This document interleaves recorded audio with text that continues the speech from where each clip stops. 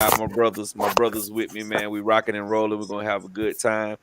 We got 6 people in the building right now. Everybody who's just coming in, wipe your feet before you come into my house. Smash the thumbs up button. It is absolutely positively free. We appreciate y'all coming out to rock with us. Tonight's topic, we're gonna start off talking about gearing. I'm at lipos and gearing and different tires, stuff like that. And we're gonna get it going. So what it do, everybody in the chat? What's going on, y'all? What's going on? What's What's going up? on? What's What going up? on? What's happening?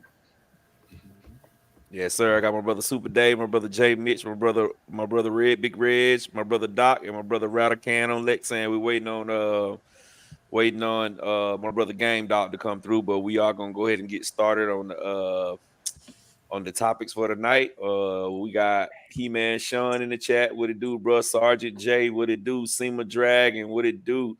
Charles Miller, what it do? Caleb Perry, what it do? Anthony Johnson, what's going on, everybody? We up to 20 people real quick. We popped up. Cyrus Jones in the building. What it do?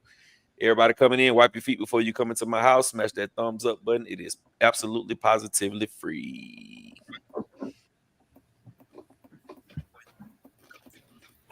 My brother Woo Diddy in the building. Big Easy RC.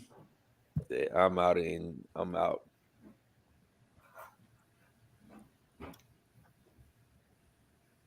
So you out in Texas for a week. Brought my Losi Pro Moto and my M4S Mojave 4S with me. That's what's up. That's what's up. My brother Sergeant J. Sergeant J. What part of Texas you in right now, Sergeant J? Where you at? Can you talk about it, or is it confidential? he on a high class, what they call it, a high class secret mission. Secret. You know what I'm saying? Yeah, he going to get Bin Laden brother in Laden. What's up, Michael? IKB TV, what it do? Dirty Third, what it do? Running Creasing, what it do? Keezy, what it do? Gang Dog.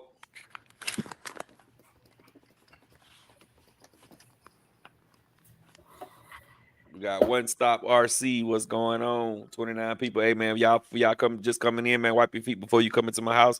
Smash the thumbs up button. It is absolutely positively free. So let's get going, man. Let's get on this first topic, man. The first topic we're gonna talk about lipo batteries, all the things we know. And you know, some of the things that you should look out for when you're dealing with lipo batteries is very, very, very dangerous. They will catch on fire, and when they catch on fire, they don't blow up, but they ignite. So that means they get a big flame. So if you have something sitting over the top of them, or to the or immediately to the side of them, 9 times out of 10, if it's plastic or wood or anything like that, or anything that's flammable, is going to catch. It's been videos of people burning up their whole garage, damn near burning up their whole house, dealing with the lipos. So I started off.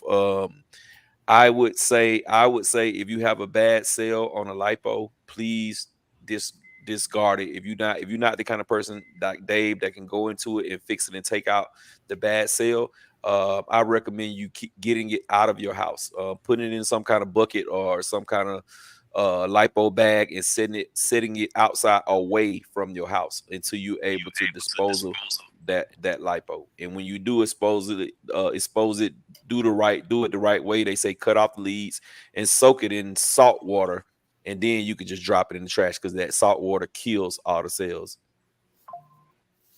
Anybody else want to speak on lipo safety? Yeah, I double down on that. Or you could turn it into that salt water dilutes the acid. Yeah.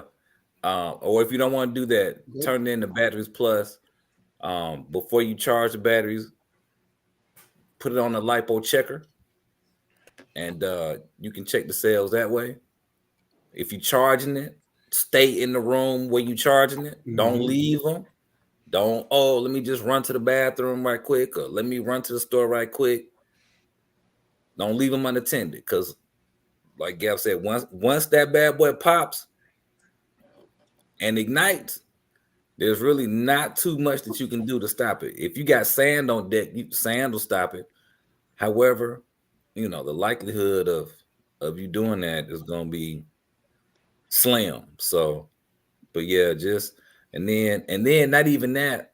Let's just say you put it out, the scent of them catching fire is so strong. You got to air your house out. You know, you got to have both your. If you got a front door and a back door, you're gonna keep them open for a while. So that's my 2 cents. Yeah, I would say too. They had those.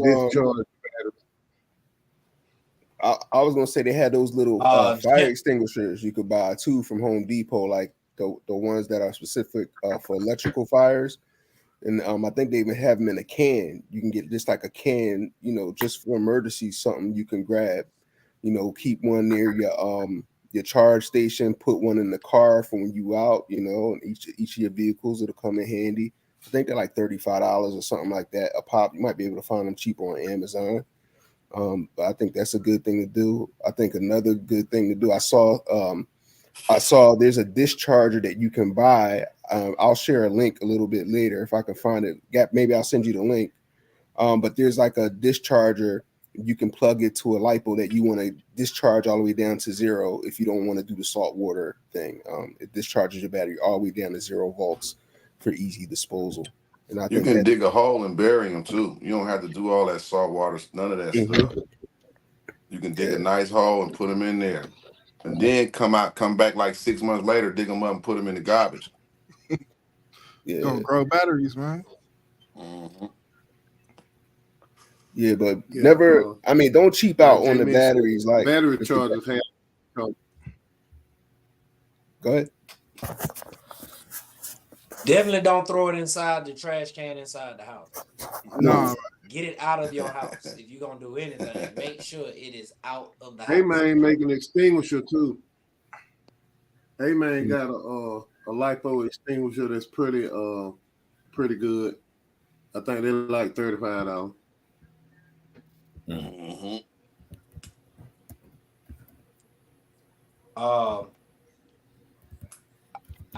We have an Ace Hardware here in Atlanta, and they sell a little trash can, and it's for ashes and for barbecuing and whatnot. So what I do is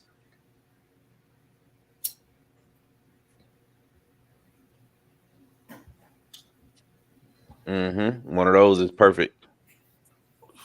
Those cans right there, like Dave has. That's exactly what I have too. And it's cool at the house. That's after I charge it or whatnot. But I also have one outside, but I fill it with sand.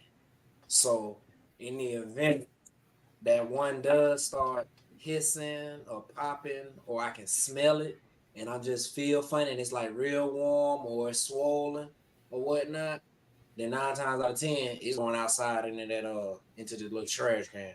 But that's how I dispose of it and keep them and store it. Big trash can full of batteries. Yeah. So I got a question. How long would a forest LiPo burn? You got 4 cells. All 4 of them gonna pop. And it normally don't burn like a long time, but when those cells catch, they flame up real hard. So it's like then the next comes like if they flame up really hard. So and that's why if anything is close, like if you see one burning the grass, all the grass right around it, you know what I'm saying, within maybe like 6 inches all the way around it, the grass is burned because of how fast they ignite and how much pressure it has behind it. Yeah, Dave. Oh, he got Ralph again. Blow me up. Ralph. You said blow you up. I'm trying to blow you up. Ralph got your internet. It's going super slow, Dave. Yeah, blow me up. I'm gonna show you something. Yeah. Oh Lord. Okay, well, this is a bad battery. If you can look at it, you see how it's swollen at the end, and it's actually got acid or has leaked. So it ain't really no good. Now this one is a good one. You see how flat it is, whatnot. That's the difference. Okay.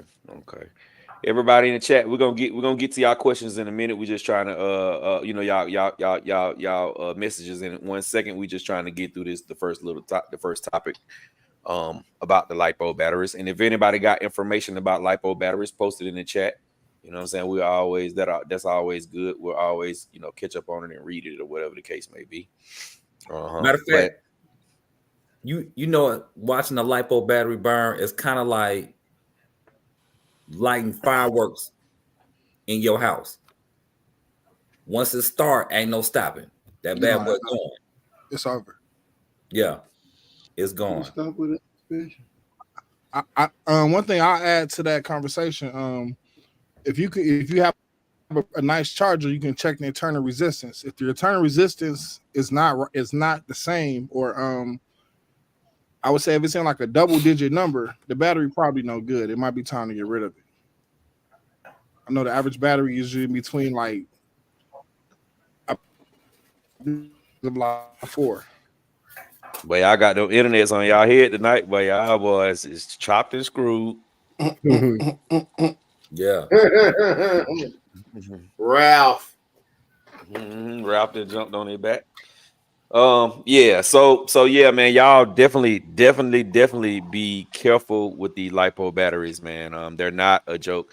The one thing you never want to do also is leave them connected and forget. When you finish running your car, I always do this. As soon as I'm done running it, I just take the batteries out right there. Because you don't want, if you leave those batteries hooked up to your car, even though the car is off, it still continues to pull current.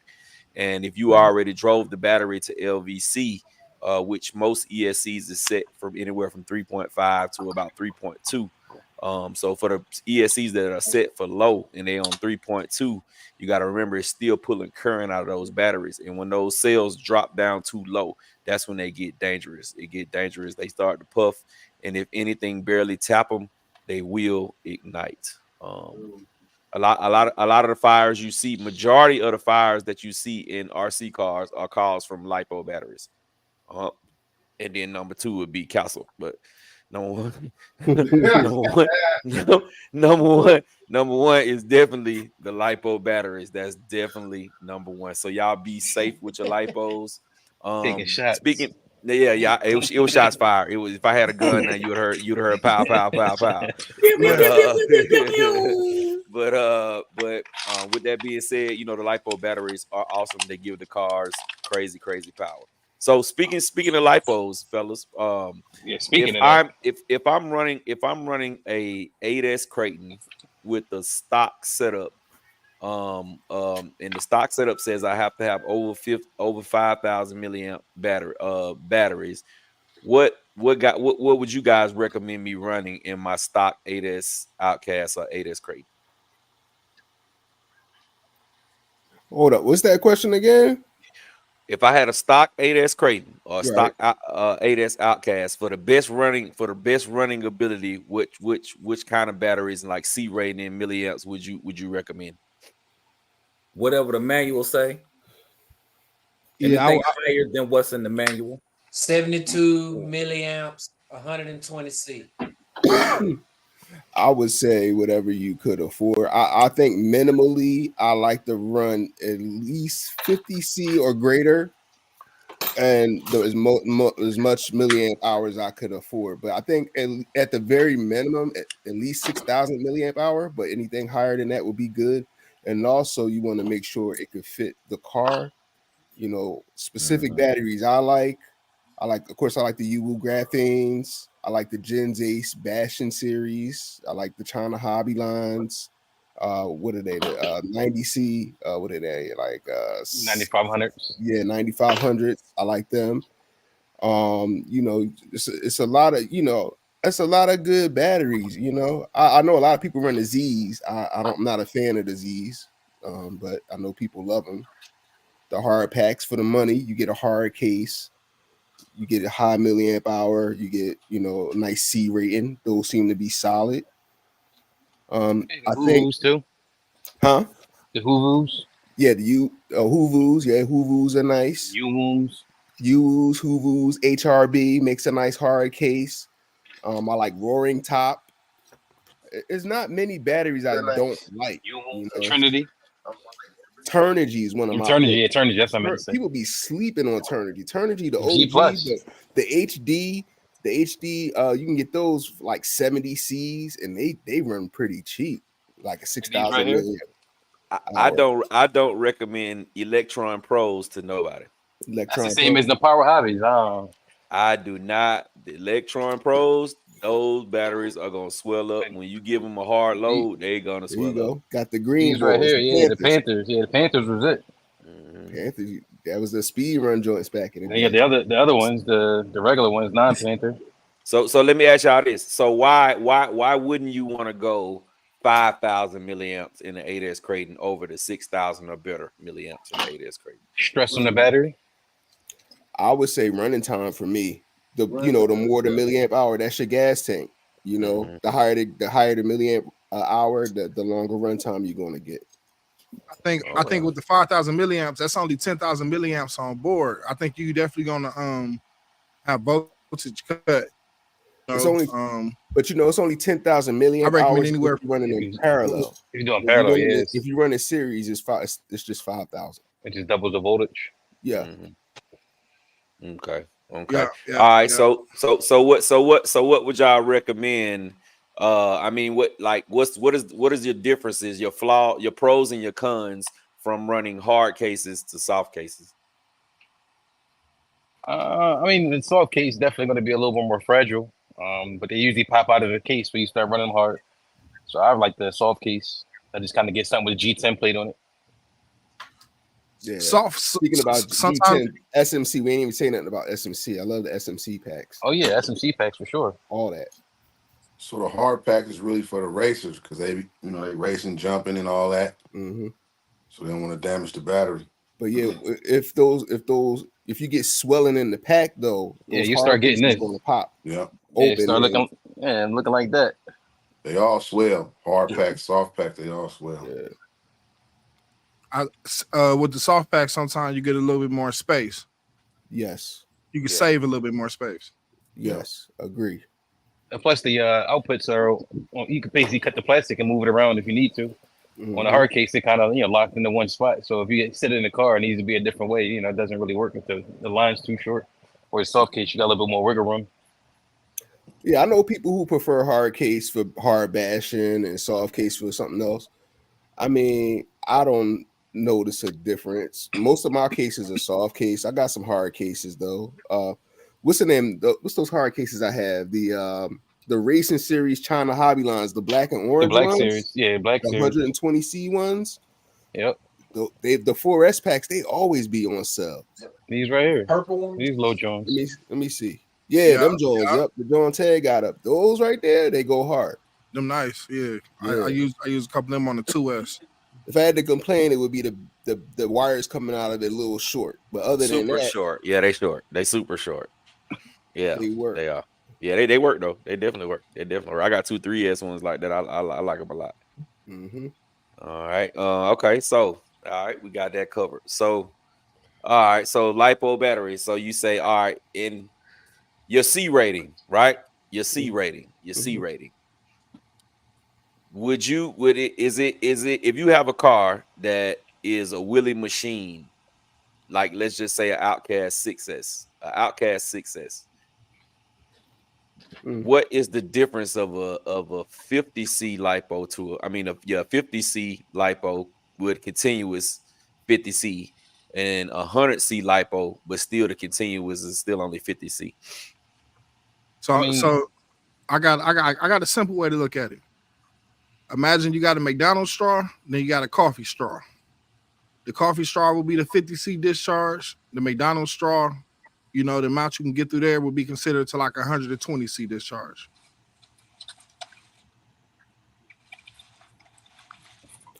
And discharge is just the amount of power that a battery could deliver at a certain amount of time in a certain interval of time.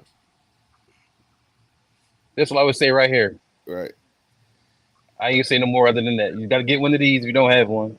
ESR meter, because everything on the packs, they tell you one thing, but this tells you the truth. ESR meter will give you the true C rating of any lipo. Most of the lipos are just numbers. They can put whatever they want on them. That tells you everything you need to know. And that's why I asked that question, because I've seen a video where the guy had one of those, and no battery that he showed all the batteries that had like 100 C and 200 C bursts and all that kind of stuff. But those batteries was only having like 7 C and 13. You know, I think the most he might have showed out of all the batteries he had might have been like 14 C. The most I've ever seen was 27, and that was like a high output battery. It was much different than anything else I've ever had before. So yeah, that's weird. So what do y'all think about what I've heard a lot of people say?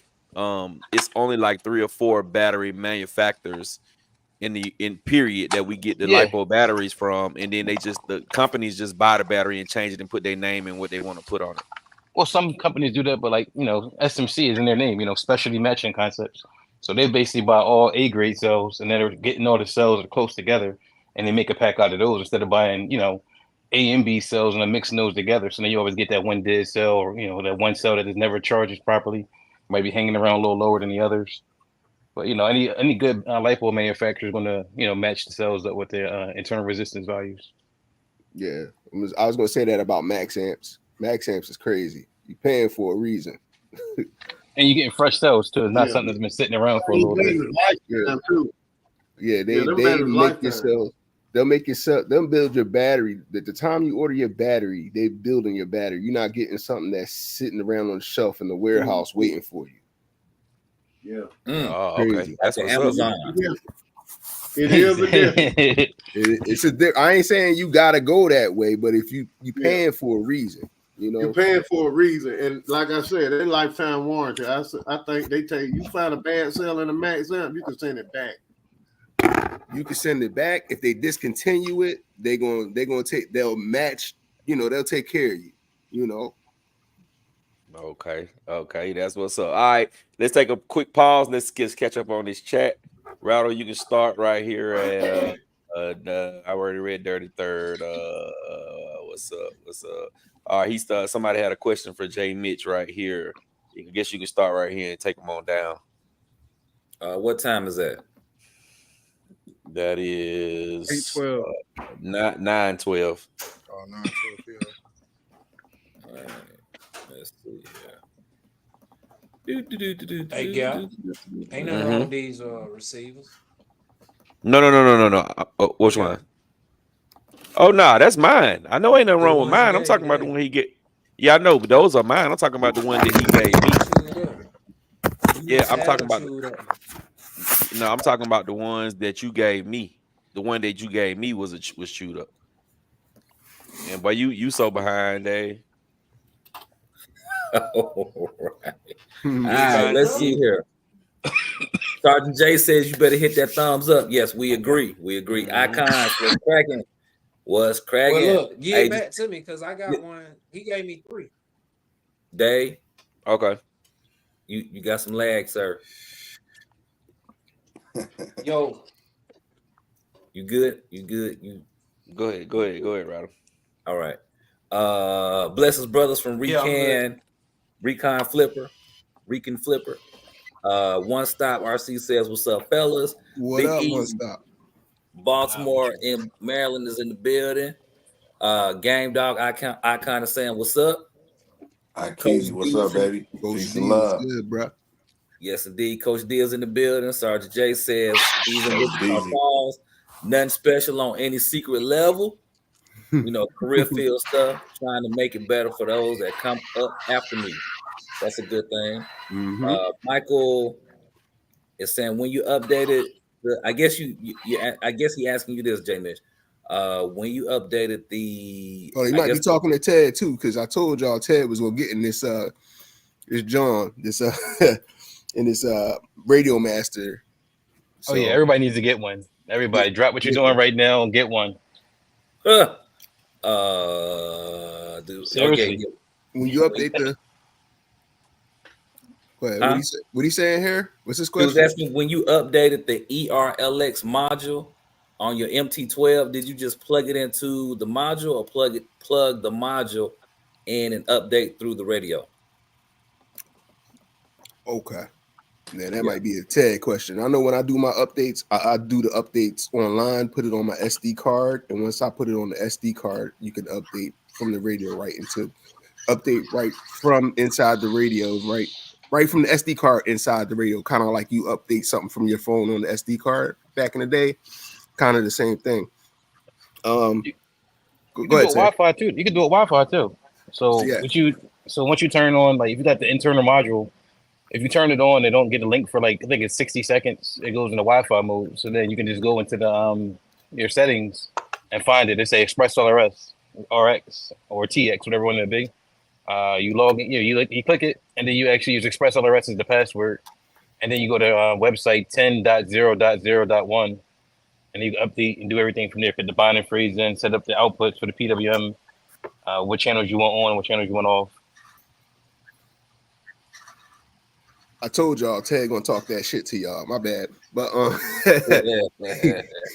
told y'all he doing the thing with it. I'm doing a little bit. I But, can show you a little something. I mean, I did this right here. I mean, I don't know, like basically I just did this. I got the GPS module right here now. So this is like, when you use for a drone or something, and I got this controller right here. So I've got a ELRS receiver on top with a PWM crossover on the bottom. So now I get my telemetry back directly from it. And it's accurate because I got this one on here and I tested it. It was within 0.6 miles. It's actually more, I would say, more strenuous. Not strenuous, but more accurate, I would say. Because it's giving you down to the to the point of the mile instead of just being like an average. Because I'm not sure if SkyRC jump up, say you do 29.9, it's going to say 30. It's not going to say 29. Right. So basically, Ted, he built his own module. He built his own receiver that combined, a regular receiver. He combined it with a GPS. And setting it up, he was able to make the telemetry read back to the Radio Master display. He made a little short video on it earlier this week. I don't mean to be speaking for you, Ted, but I'm just letting him know. Right. You know what I mean?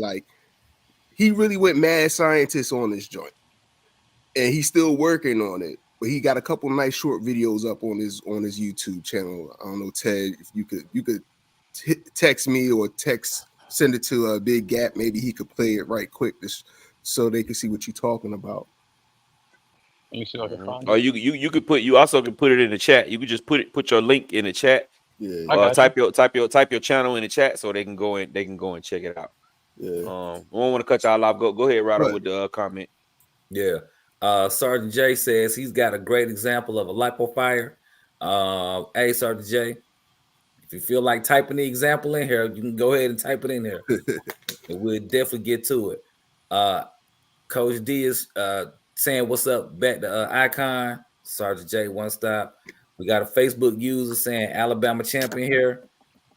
All right. One stop saying what's up to Sergeant J. Sergeant J says salt bath for 24 hours minimum on the bad batteries. Coach D, welcome to everybody. Brandon Singleton in the building saying what's up, y'all. Got my first buggy, a Suga, 6S in the words of Gap. It is awesome. This will be my second team Corrales. Nice. All right, Sergeant J saying talking to Coach. The Germans in the building. What's going on, man? What's going on? All right, Coach D been doing weightlifting season and working. Sergeant J says he filled with soot from 2 lipos that burned up in there. Wow, that's big. Deion Freeman in the building saying what's up to everybody. All right, welcome. Ronnie Creasy says I only buy brand lifos. Nice. Let me ask you this, Ronnie Creasy. Do you feel that the lifos are better than the lipos?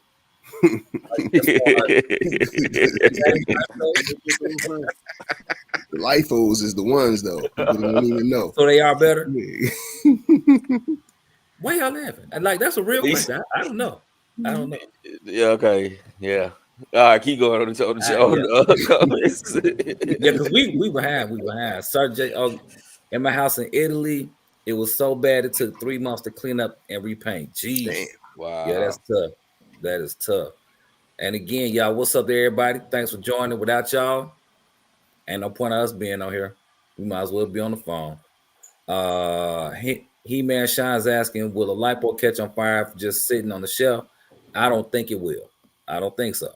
But they might have a little more knowledge on that than I do. If it's damaged, like let's just say you go out and you crash. No, but let's just say you run the car, right? Yeah. And you crash it, and you'll start seeing it get bigger, puff up, it'll get warm. If you sit that on your shelf and you don't watch it, it could possibly blow up. So, but just in storage mode, no, it won't. But like if you damage it, then yeah. Gotcha. I say take them off. Take them. Go ahead, Doc. Go ahead, Doc. I'm sorry. Go ahead. You run the battery real hard, and you heat them up. Then when you get home, you take them straight out the RC and drop them on charge. That'll make them catch on fire.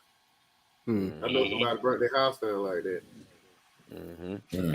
And I would recommend. I would recommend push them to their their amp output to the limit. That's why I was saying it's important to have an ESR meter, because you use a milliamp hour times the C rating to get the full amp discharge that they can put out. So if they're telling you got a 200 C discharge with 9,000 milliamps, that battery's supposed to fit out like over 400 amps. Mm-hmm. And I would recommend. Don't put them on the shelf. Don't put them on your shelf at all. Don't put them on your shelf at all. Point blank. Period. Put them outside. Put them somewhere where it's not. Even if they do catch fire, it's gonna take a while before it catches anything else on fire. Yeah, it was this boy back in the day. He bought some cinder blocks from like Home Depot. He built like a cinder block storage like unit for his lipos, and he had his charger set up on it too. So you can get some cinder blocks, and if you can contain it and store your batteries like that, or even people get the big ammo cases, you could do that too. But just keep it somewhere where it can't catch fire or something else. CJ Mitch, he had put a bag of sand on top of it, so if it caught on fire, it melted the bag and the sand filled up the holes and put it out. Yeah. Yep. Mm-hmm. All right. Cyril Jones says, I've never had a lipo fire, but they sound scary to those who had it happen to them. Oh yeah. Ronnie Creaser said just pee on it. He got an acid pee. Right. Lone Wolf, what's going on, man? Lone Wolf, what it do? What it do? Saying hey from Baltimore. What up? All right. I kind of saying you can also get an ammo box. Make sure to put holes in it. Yep. I've heard of it. Not a plastic one. Get a metal one. Yeah, metal. The metal. Michael says, what I mean is, did you plug right into the module or install the module into the radio and update through data port? All right, so yeah, he's gonna post a video, or he's gonna put a link to his channel on here to get you access to that video where he did it. The Sergeant J says a couple of minutes really between 1 and 5 minutes of smoking after the fire, and the chemical is very, very bad to inhale. Very, yes, facts.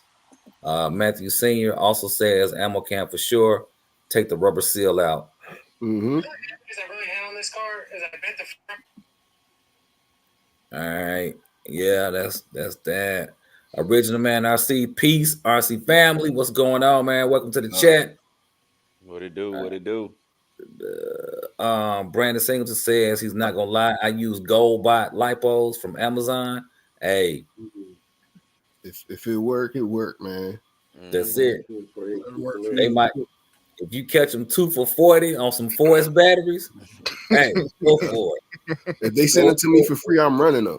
You know what I mean? Right. Yeah, man. You just gotta watch them. Roll Factor says I was hung up on by MIF.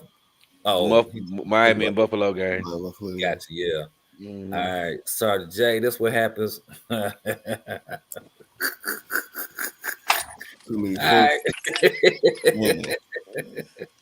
right. He-Man Shine says cheap battery versus expensive battery. Honestly, I think they can all puff. They can all burn up. Facts. I don't think it's no different. when it It comes comes down to to conditioning too. How you got to take care of them batteries. You got right, to. right. Yeah. And if you I see don't a take lot of care, people charging them up and not discharging them. You cannot have charged batteries laying around for days, and after 3-4 days, you need to slap that bad boy on the discharger and pull them cells down, or you're gonna damage the pack. And then on the next charge, that's when the fire starts. Yep. And I'll be seeing people leaving their batteries plugged in their car. Leave you run the car and you leave the batteries plugged into the ESC. Your battery's gonna be shot. right. Skipping a few comments. Cyril Jones says, I once watched a video about charging LiPo batteries, and that a good idea is charging batteries at 1C. It's gonna take a while. The 1C. You invest in a nice charger, you can That's what I charge do on my really drag fast. pack. Big drag batteries. Yeah, but if you do I was about to say, if you just do parallel charging, you can do a bunch of batteries at one time, and you can raise your C rating on the output, and it's still only doing one because what it's getting per battery. Mm-hmm. Like you put like a 30 amp charge into like 6 4S batteries.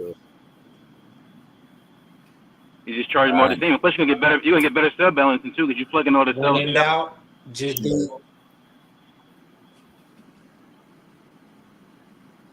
When in doubt, just do them 2 at a time. Take your time. Don't be in a rush. Take your time. Yeah, definitely. Once he puts more into the tank anyway, you start running at higher amperages. They'll take like a surface charge, but it won't be a full dense charge as it would be with 1C. He-Man Shot is asking, have you ever seen hard case catch on fire? Yes. Anything can catch on fire. If it's a LiPo, The hard fire case, off case, protected from hard bashing, hard fall. That hard case Cell phones exploded. is hard case. I'm saying cell phones is hard case. It was catching on fire. Samsung's. No, they puff and come out the case and then they catch on fire. That's true.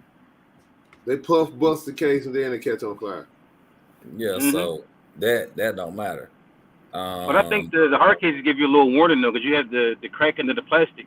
Yeah. If the battery's starting to run away, the plastic start to crack a little bit. So I always know I got hard case in there with something wrong. I'm like, I gotta hear that.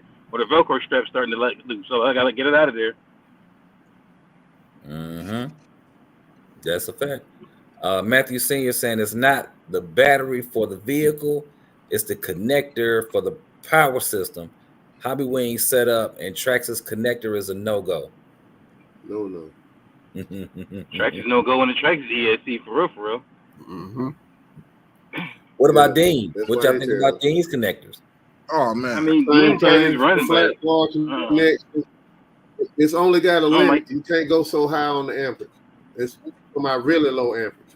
Use them for yeah, lights. you can run them on a 2S car and like indoor drag racing, not drag racing, but like carpet racing or something. Man, You can run them on a Tamiya.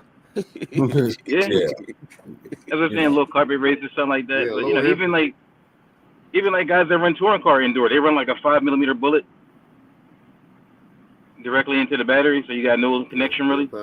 Like the Cyril Jones says I mostly like the use drag cars. Z's. I mostly use Z's so far in the hobby. I do have a Povway pack I got almost 3 years ago. Salute on that one. Brandon sings. Them kill with tablet batteries. You said those what kind of batteries? The ones Kevin Talbot got this old as I don't know what, them Parkways. Them yeah. AliExpress. The paper coming off, the label all yellow looking, but he said them the longest batteries he don't ever had, but they look like they ready to catch on fire. Mm-hmm. See, yeah, those, I'll still use a pack that's swollen too. A lot of people are that's crazy. They're like, man, look, if it don't get hot when I'm using it, you're gonna start bubbling up a little bit when you hit them hard. It's just the nature of it. It's just liquid inside, basically. So it has to. It gets hot. It starts to bubble up a little bit. It swells.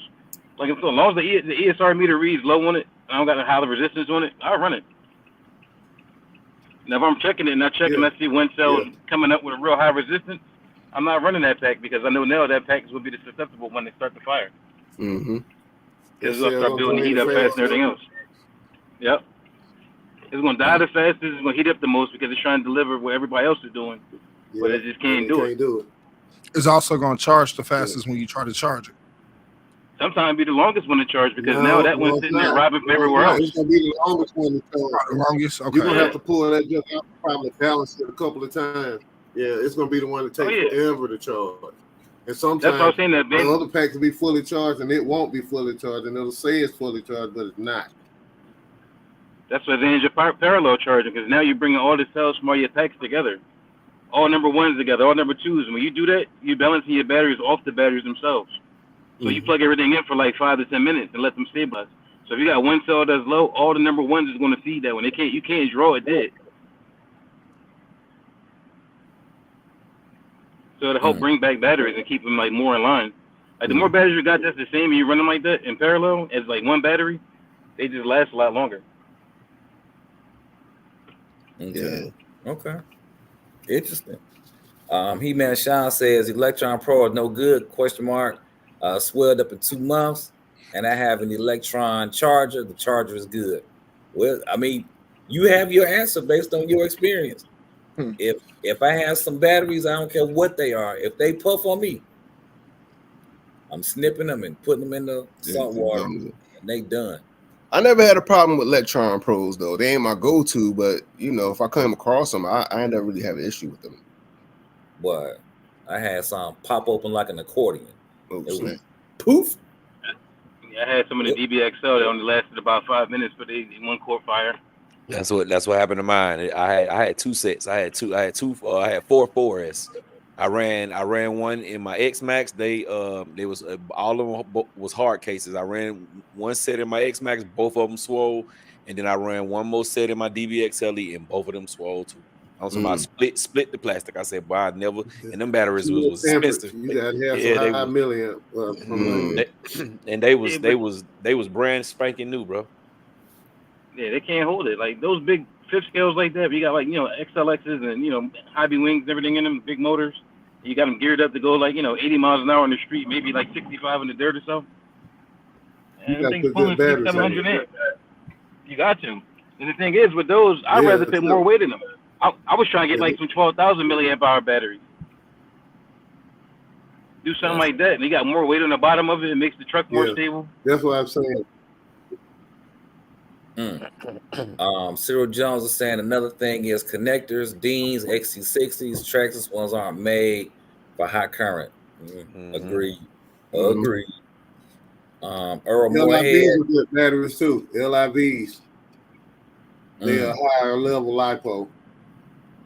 They swell, but I haven't yet to have one catch on fire.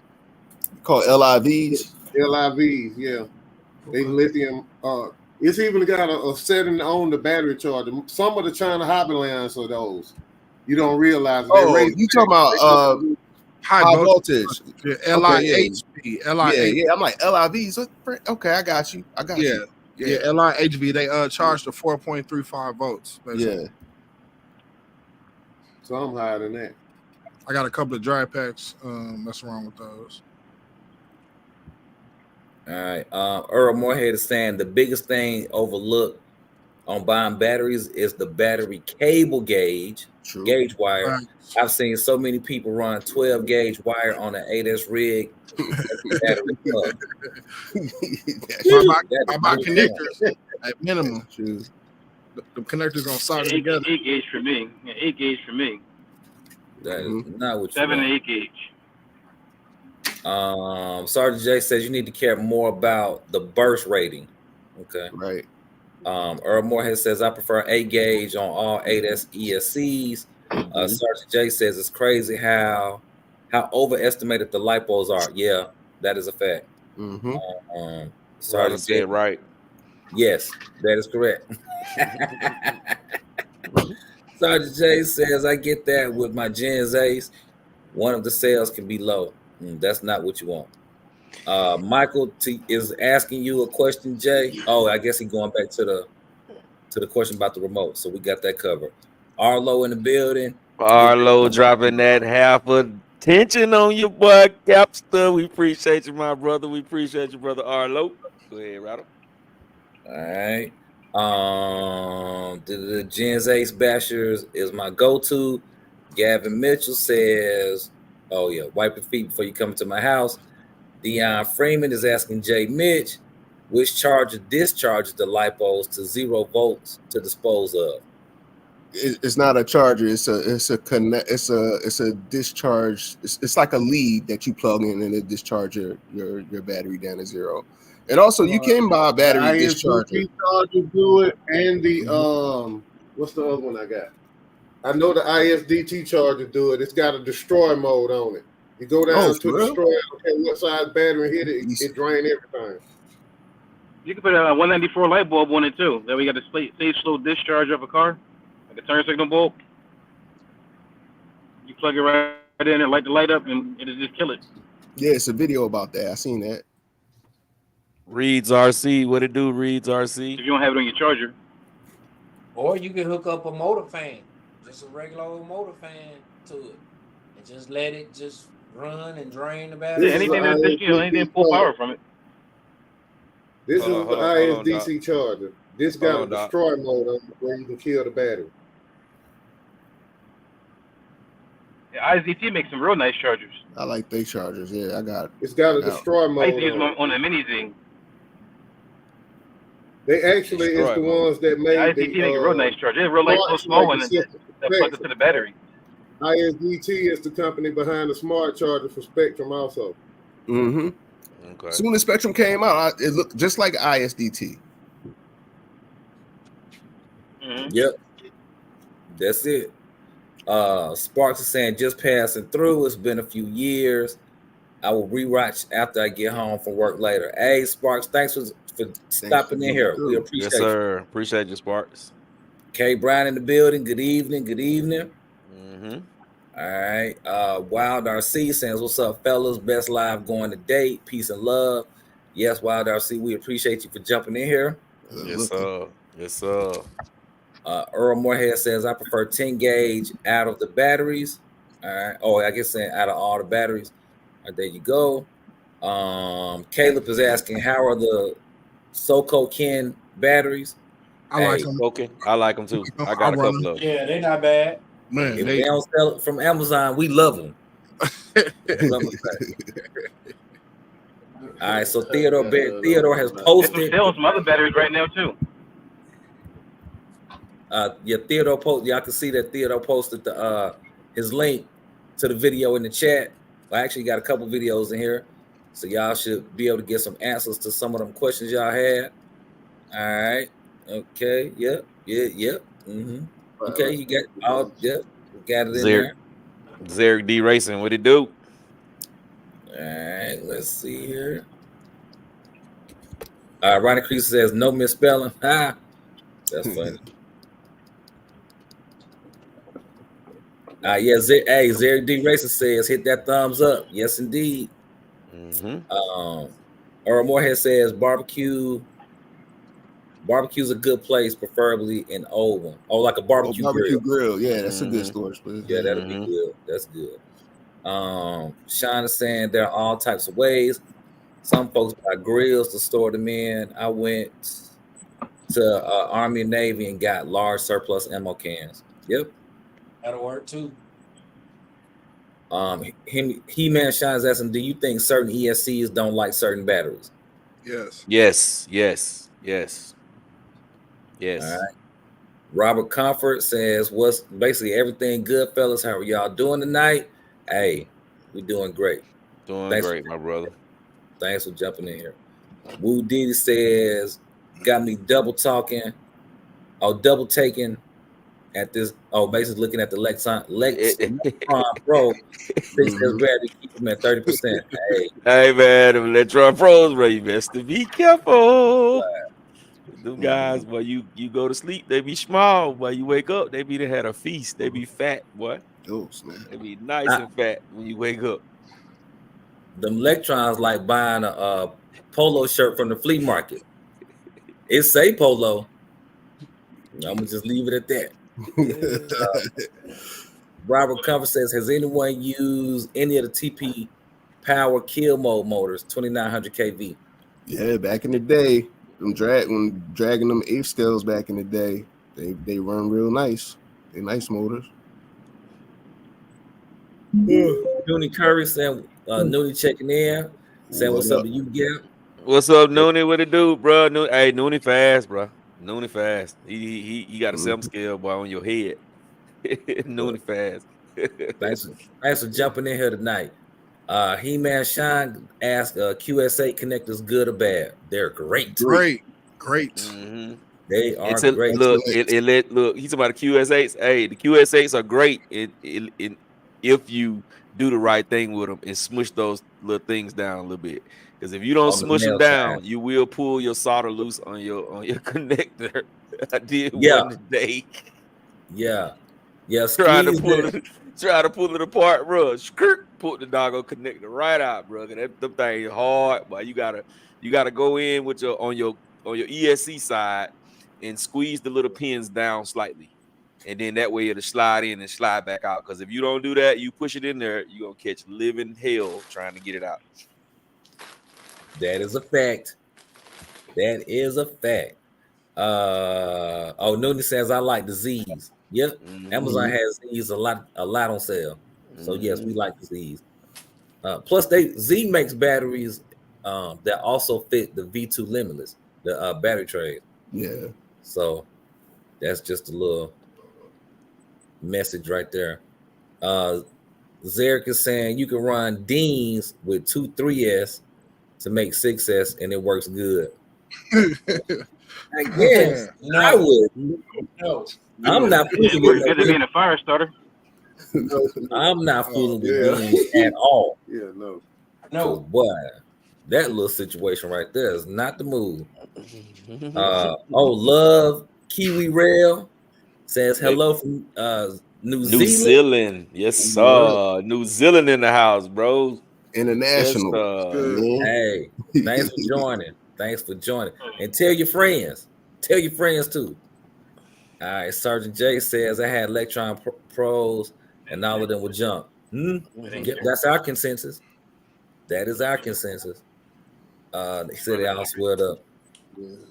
RCOP says gearing can affect your battery. Yes, 100%. Since 1988, Wallace is asking, are Gen's ACGs any good? Yeah, they good. Yep. Gen's Ace. Ronnie Crease said the worst battery I've ever had was the Electron Pro. That's everybody. It seems like everybody had a problem out of them, bro. Man, that is it. Sergeant J says Gen's Ace been good to him. Roll Factor says LIHV batteries, I guess. Yeah, that's what we were just talking about earlier. Ronnie Creason also says best battery I run with some Gen's Ace. Nice. 9G Power Hobby Z Ovonic SMC for me. No puffing, no issues. That's what you want. Brandon Singleton says our Lalo has a new 10 scale speed monster truck coming out. Yeah, I saw the look good too. I saw it. Yeah, it looked good. It looked interesting. Good. They saying it's not gonna be it's not gonna be your 10th scale. It's gonna be like a 12th scale. I thought 13th. So it's still gonna be small. But did y'all see the crawler though? They got a crawler that's almost the size of the SCX. Man, I'm on that. If it's much cheaper, let's say if it's like 700, yeah, it's gonna sell. Oh yeah, it's gonna sell because the SCX is level. Go ahead. Then it's got the Jurassic Park theme on it. It ain't Jurassic Park. Jurassic Park. Horatio Park. That bad boy look tight. But it was another one out before called the Maverick or something like that. It was like a 6 scale that before the even SDX6 came out. And that was like 1400 back in the day. Damn. Yeah, that's dope. That is dope. They need to put their pre-order sale on that, man. I might have to give me big boy crawler. Right. Mr. Mad 2424, Mr. Mad, what it do, my brother? What it do? In the building. Robert Conference says, what's the advantage of running the what diff I got locker in the screen right limit? now is a battery discharger. It's made by ISTD. Yeah. You put it in. You put it all the way to 8S. You just plug the battery up. It run it down to storage mode. It used the power from the battery to do it. When I bought it, it was like $80. Woo Diddy saying Saipon lipos. Anyone? Yes, sir. I got a couple of those too. Well, the Saipons though, you got to get big milliamps. As you get them small milliamps, you got like. Well, let me re-say that.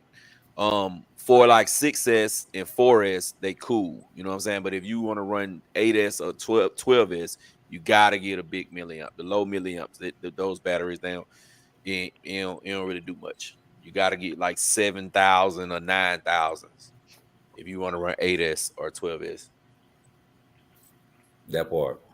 Yeah. Sergeant J says, I got the 7200Zs for the Pro Moto.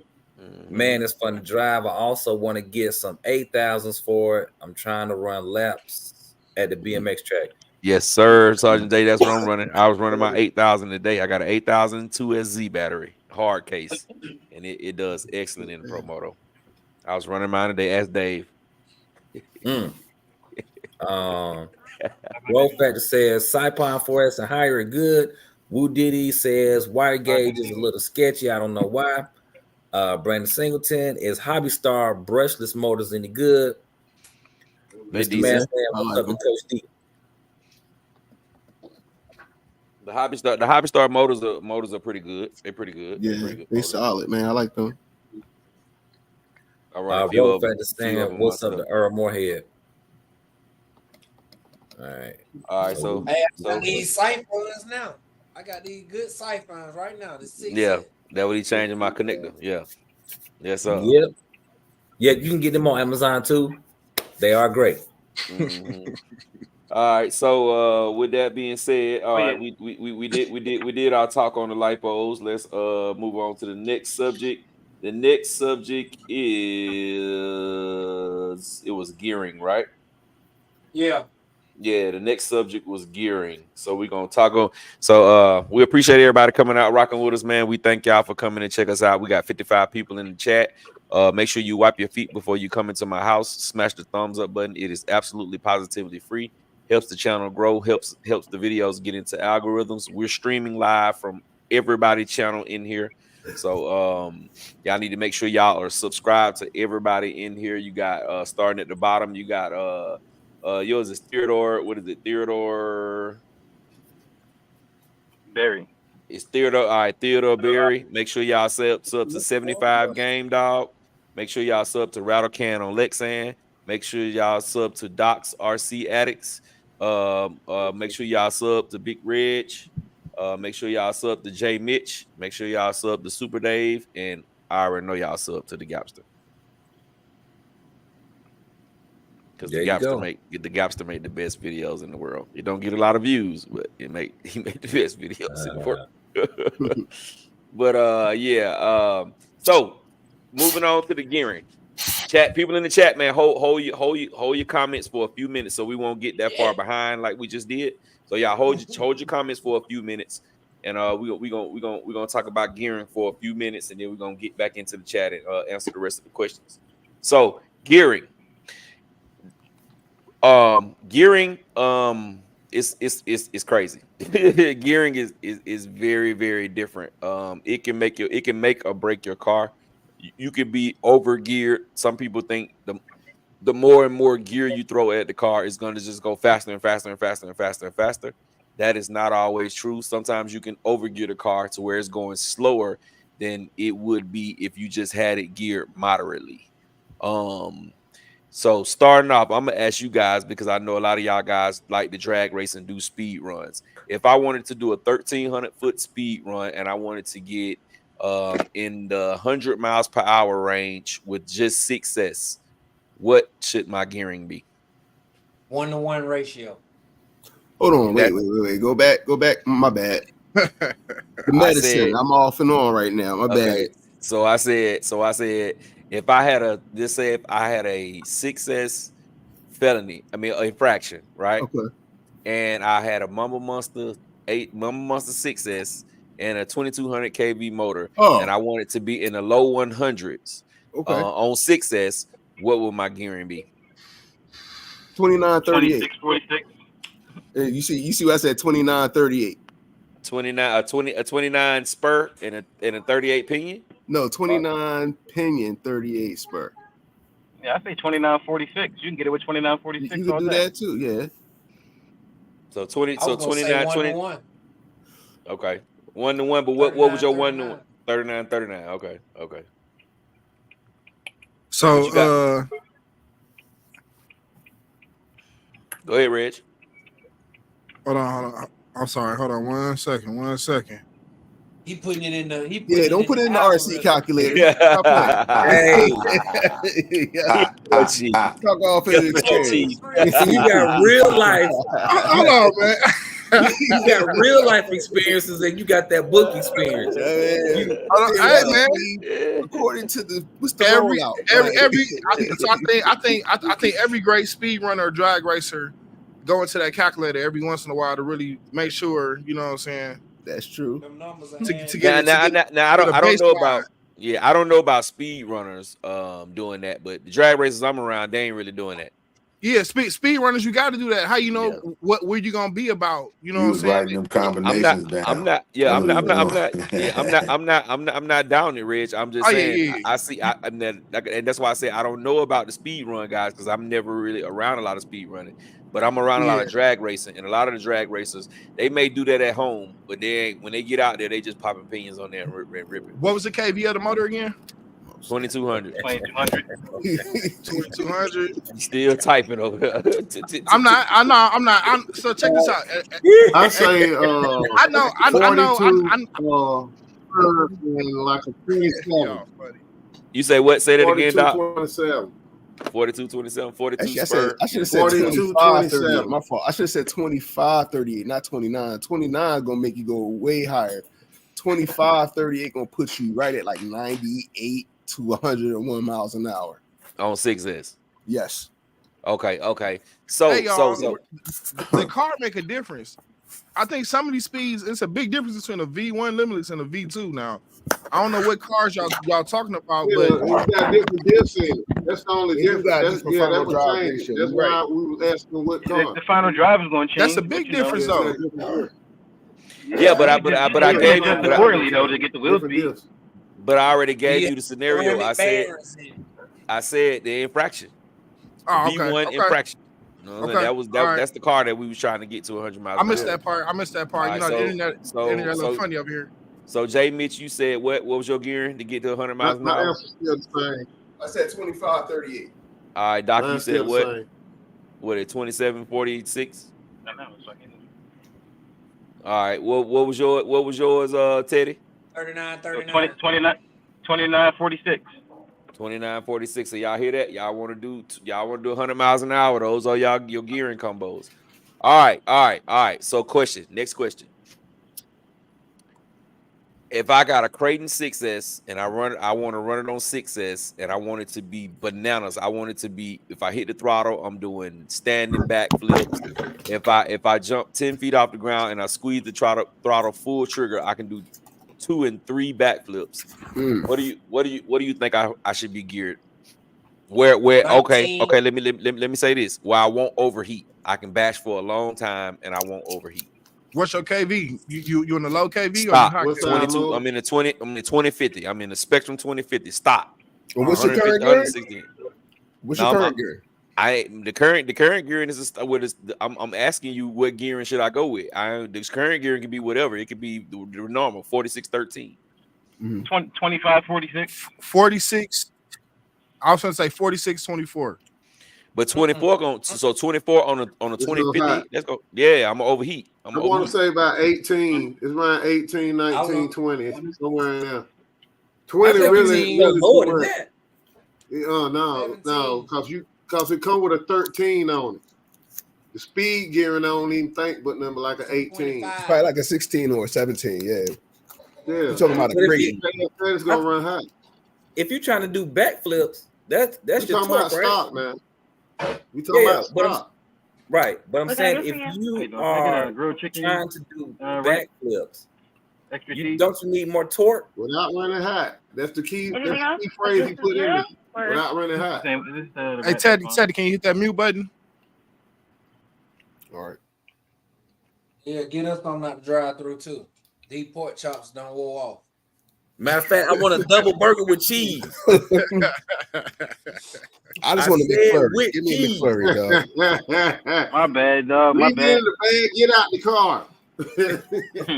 Big Reg didn't want to hear that. Big Reg said, "Hey, Hey man, gearing, one of my favorite topics, man. I love gearing, man. You can get two people can run the same gearing and get two different things. Like gearing is really a dope subject. It also comes down to the motor too, because not every 2200 is the same.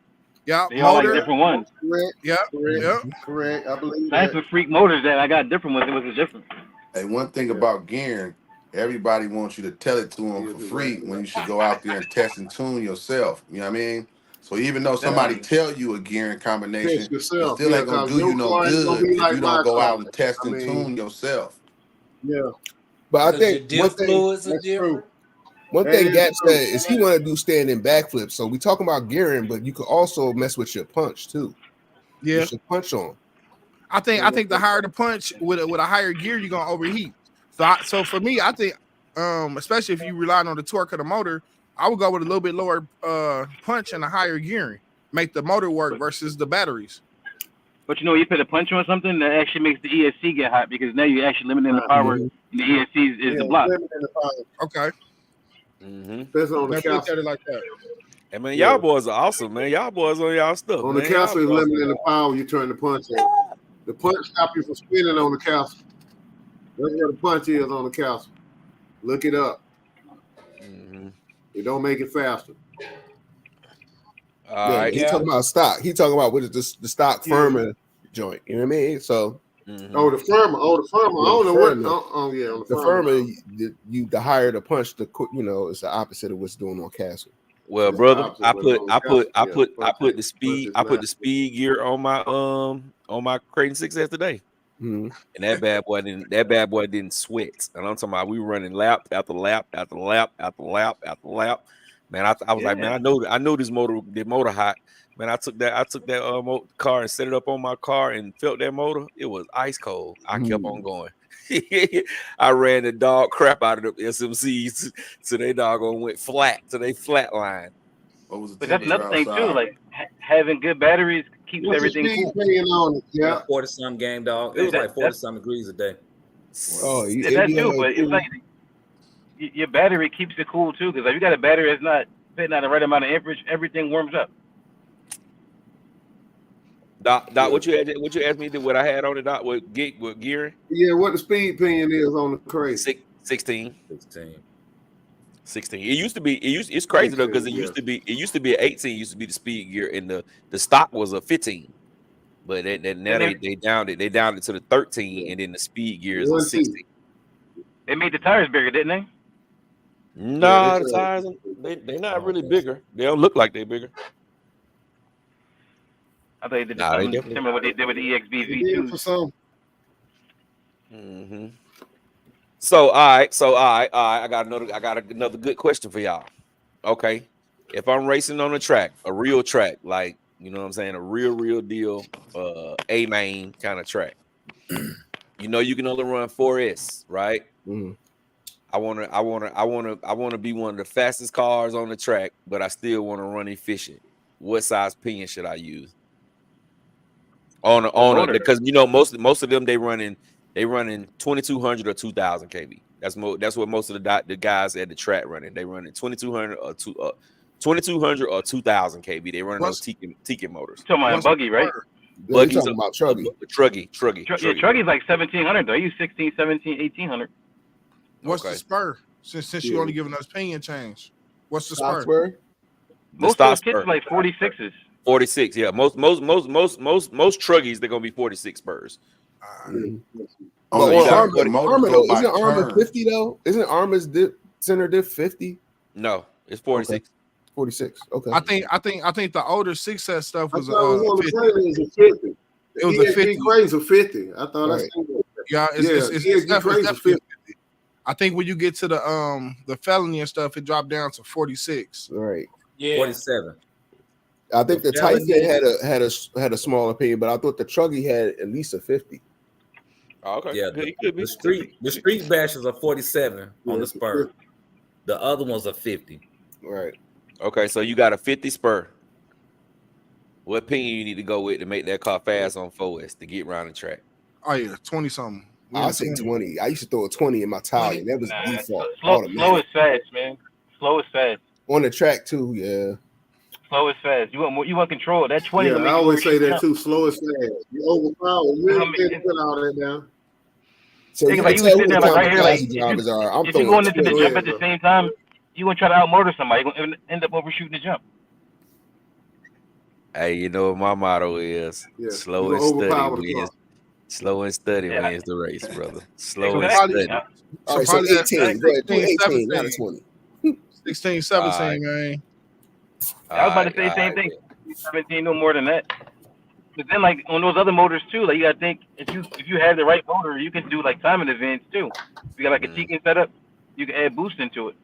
Yeah, timing and turbo. Yeah, You can yeah, add turbo boost. timing and Yeah, some boost, like, that's what they you know what I do. mean, or Pro Performer or something like that. Listen, that turbo and boost is nothing to be Yeah. played with.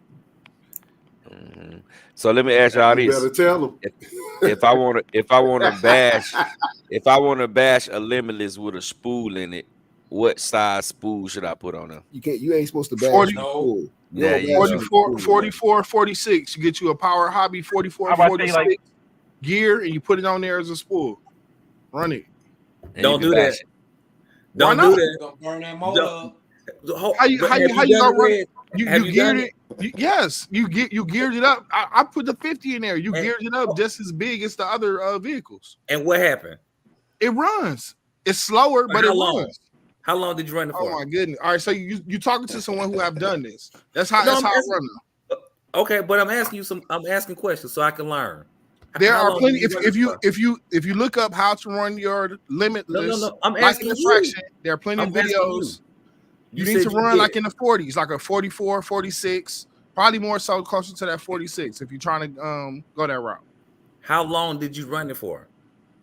I ran it continuously. Once again, I told you about my crazy glue diff experiment. I put different size spur gears on there. I have some 44s. Well, the 44 a little small, but I have some of the 40s up to 50s.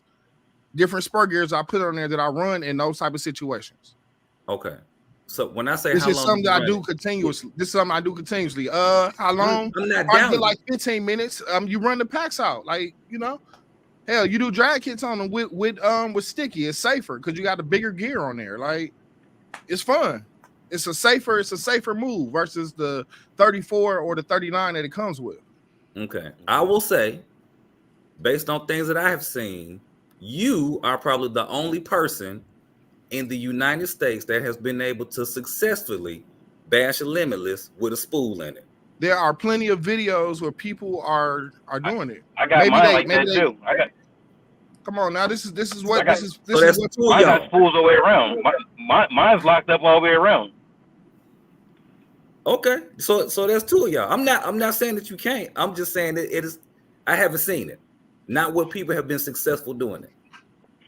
and plus some of these videos you see with people doing these hardcore drifts and stuff, man, a lot of that stuff, like, these ain't no stock cars. This ain't no, them rules are being broken. And I learned if you really want to advance in the RC game, you got to break the rules. When I started breaking the rules and figuring stuff out on my own, Whoa. whatever, You gotta break some shit. But I'm still old school. Like, I'm old school with it. I prefer to have a center diff than a spool. I know people run the spools in the center. Do your thing. I just like to have a center diff. Put some thick fluid in it. Like 500K. I mean, and do it like that. But the spool could work too. I mean, it's obviously working. I ain't knocking it, But I also agree with what you said. You got to push the limit. Just because it say it can only take 12S, that don't mean you shouldn't put 16 on it. That's all I'm saying. I like your motto. It look, I like especially, your motto, bro. especially, That's why I look, watch your videos. I know you go. If J Mitch got it, it's going to the max. yeah, especially if it's a castle. But okay, so let me ask y'all this. So,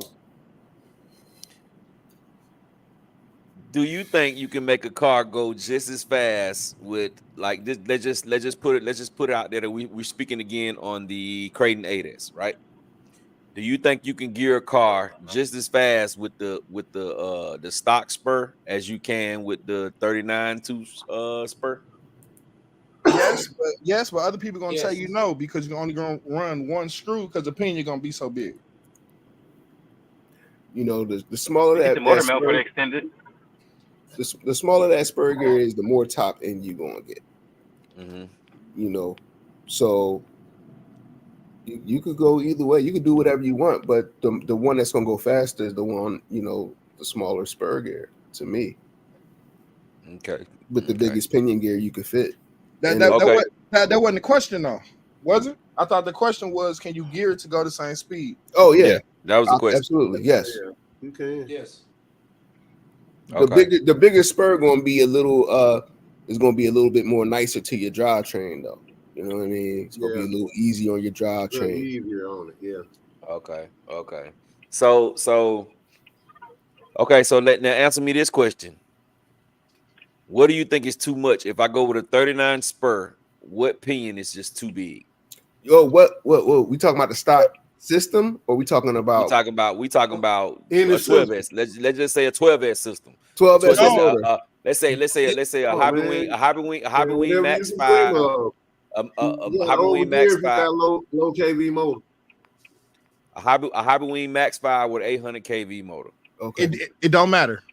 don't matter. You can do 8S, whatever. 8S, it don't matter. I don't know about 12. I'm not a 12S like It don't Guru or matter. nothing, This, but the it don't same matter. gear, the same gear you run on that 8S, you can run it on that 12S. You can run it on that 16S. Go Yeah, for it don't matter. You can go negative 1-to-1. You can go regular. You know, small pinion, big spur.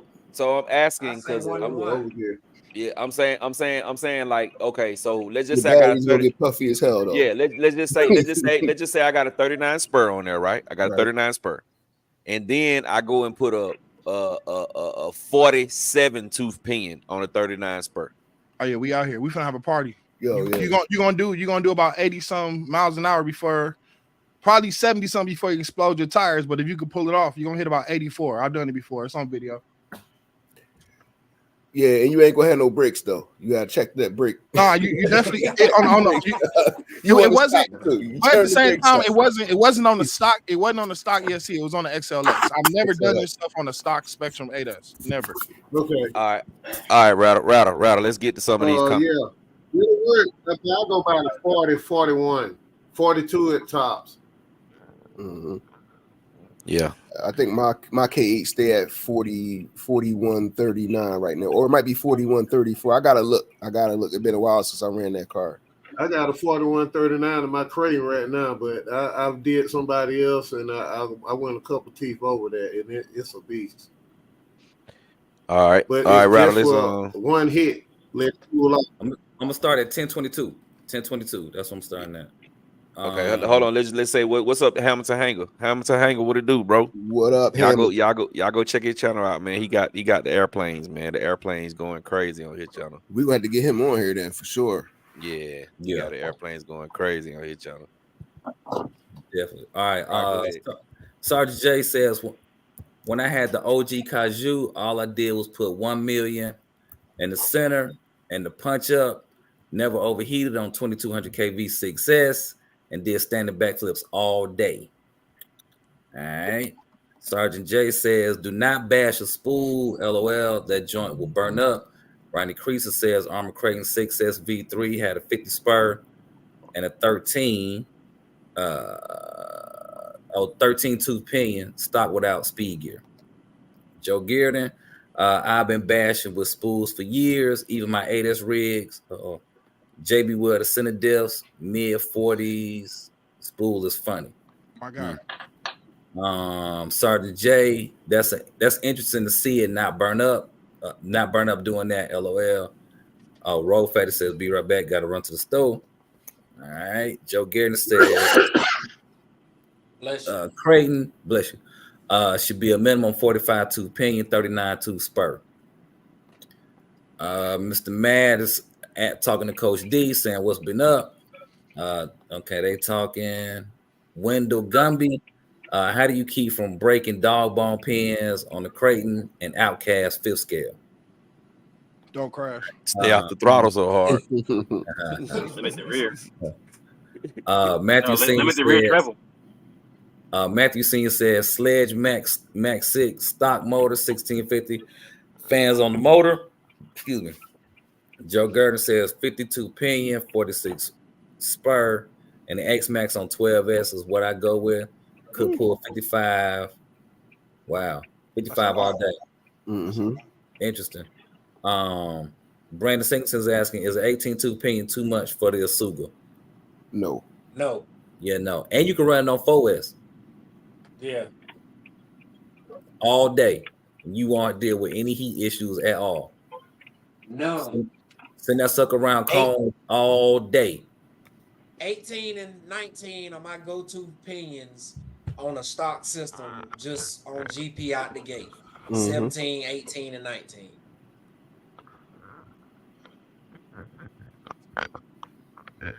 All right. Can y'all hear me? All right, so Yeah. Yes, sir. All right. All right, cool. So, all right, we talked about gearing. Next, we can talk about tires. We can have a talk about tires, and then we can freestyle for the rest of the night. So, tires. Do you guys prefer belted or non-belted for off-road? Belted. Belted, unless they the Armor Outcast tires. So I agree with that. Them Outcast and the LPs. I like the Outcast LPs too. They're nice. I guess those are belted though, aren't they? nah, they're not. Okay. They're not. They're not. Nah. Armor only got a few belted. They got the ones it on the fire depends on team. the for real, though. Like, Say again now. I'm saying it depends on what I'm doing, though. No, I'm saying I guess it like depends on what you're really doing. Like off road, you can be off road speed running, or you can be off road bashing. So if I'm jumping, I definitely don't want the belted tires because I can't get the rotation I want. Like if you stunting, yeah, you want the You get way more force. you want that to spin the balloon truck effect. around. Yeah, you want that balloon effect. I see what you're saying. That's what them Outcast tires for. Uh-huh. Yeah. Mm-hmm. But some of the non-belted is good for that too, you know. Some of the But belted, definitely, but definitely the non-belted is better for you want a duper bash. Yeah, you want that. If you running the stock system, you want non-belted. If you got some power and you know what you're doing, you can definitely go really, really hard with some probably a little bit harder because you're not worried about the tire exploding with some belted tires. Mm-hmm. Yeah. So all right. So we all can agree on that. What are some of you guys' favorite tires? Just give me one favorite tire, no matter whether it's a foam, no matter whether it's a street slick, it's a off-road tire, a big tire, small tire. What are some of you guys? Well, one of your the best tires you like. Everybody give me one. What you got? Drag work. Proline bag. Drag work. Oh, wait. One at a time. Yeah. Go ahead, Dave. Drag work. Street Eliminator. Drag work. That's what's up. Go ahead, Jay. Proline MX-57s. Give them to me all day. Go ahead, Big Reg. I know you said off-road, but I'm a clue one that I feel work pretty good on both. The Duratrack 6-pack. Okay. You got to glue it though. I believe in pre-gluing. I mean, even though they come glued, you got to pre-glue them. They come pre-glued. That's what they say on the back pad on the bag. But It do. You still gotta hit it with your own little bead, especially if you go hard. So I'm learning that the hard way. You got to go back and hit that bead again. I'm with you. Yeah. What you got, Doc? What you got, Rattle? Doc, you on mute, Doc? We can't hear you. 4S and the 6S backflips all day. What you got, Gang Dog? Copperhead D boots. Oh, snap. Hold on. I'm going bananas phone tire. Yes, hold on, man. Off-road, man, because no. It's anything. It's anything. Reg, any tire period. Okay. On or off. Whatever tires you man, I had a different thing. Well, I'm definitely with whoever said that with the phones, because that's all I run. I feel like I should get a sponsorship for them. I'm all the time phones I done bought, man. All right, go ahead, Doc. What you was saying? Well, if it's any tire, I would say the Ostics Reds. The Voodoos. Voodoos. That's what's up. That's what's up. And he said, Gang Dog said, go on banana phones. What you got, Ted? For me, the Pro Line old school 3.8 Badlands. 3.8 Badlands. That's what's up. And for me, it's the 6S backflips all day long. On the 6S backflips. Gots to have them guys. Gots to have them guys. Question: Did I hear y'all say they made a belted version of them? No. Oh, okay. I must have been dreaming or something because Yeah, you would. would. I think they make some belted Red Cat Kaiju tires though. Oh no. Actually, the ones that was on the blue one, the first Kaiju, I heard them tires are supposed to be pretty good. Them Jones was all right. I had some on the Max on my Max back in the day. Them Jones was all right. Yeah, that's a good time. I'm only just coming around to Team Karate, man. I got my eye on one, man. I don't know. I'm gonna see how this works. Oh man, what you getting? Kagama? Come on, get the Kagama, man. Kagama, bro. Or the Suga. The Suga, man. Yeah, man. Or the Suga. They said that Spark good too. I heard a good thing about the Spark. If you make me mad, I'm bashing them. I'm an Army guy at the heart. If they better act right. That's all I gotta say. It better act right. Damn. Threats. What I've seen, they see it. Yeah, they gonna do right. This they third version. My hashtag game is strong on TikTok. It would definitely get a lot of views and a lot of views. I should say that. So I hope it go well. Speaking of Red Cat, today that's what I was saying. I looked at about 5 videos of the machete. That's all. So you ordered one, right? You got one coming? Huh? You got one coming. You went online and got one, huh? Oh no, we didn't do that now. We definitely didn't do that. Easy now, pay, we got you. If there was buy one, get one free, I would probably pull the trigger. But yeah, I'm not ready yet. I still got Red Cat trauma. I'm good for right now. All right, let's get some of these chats, man. Let's start on Up in Smoke. All right, where we at? 10:32.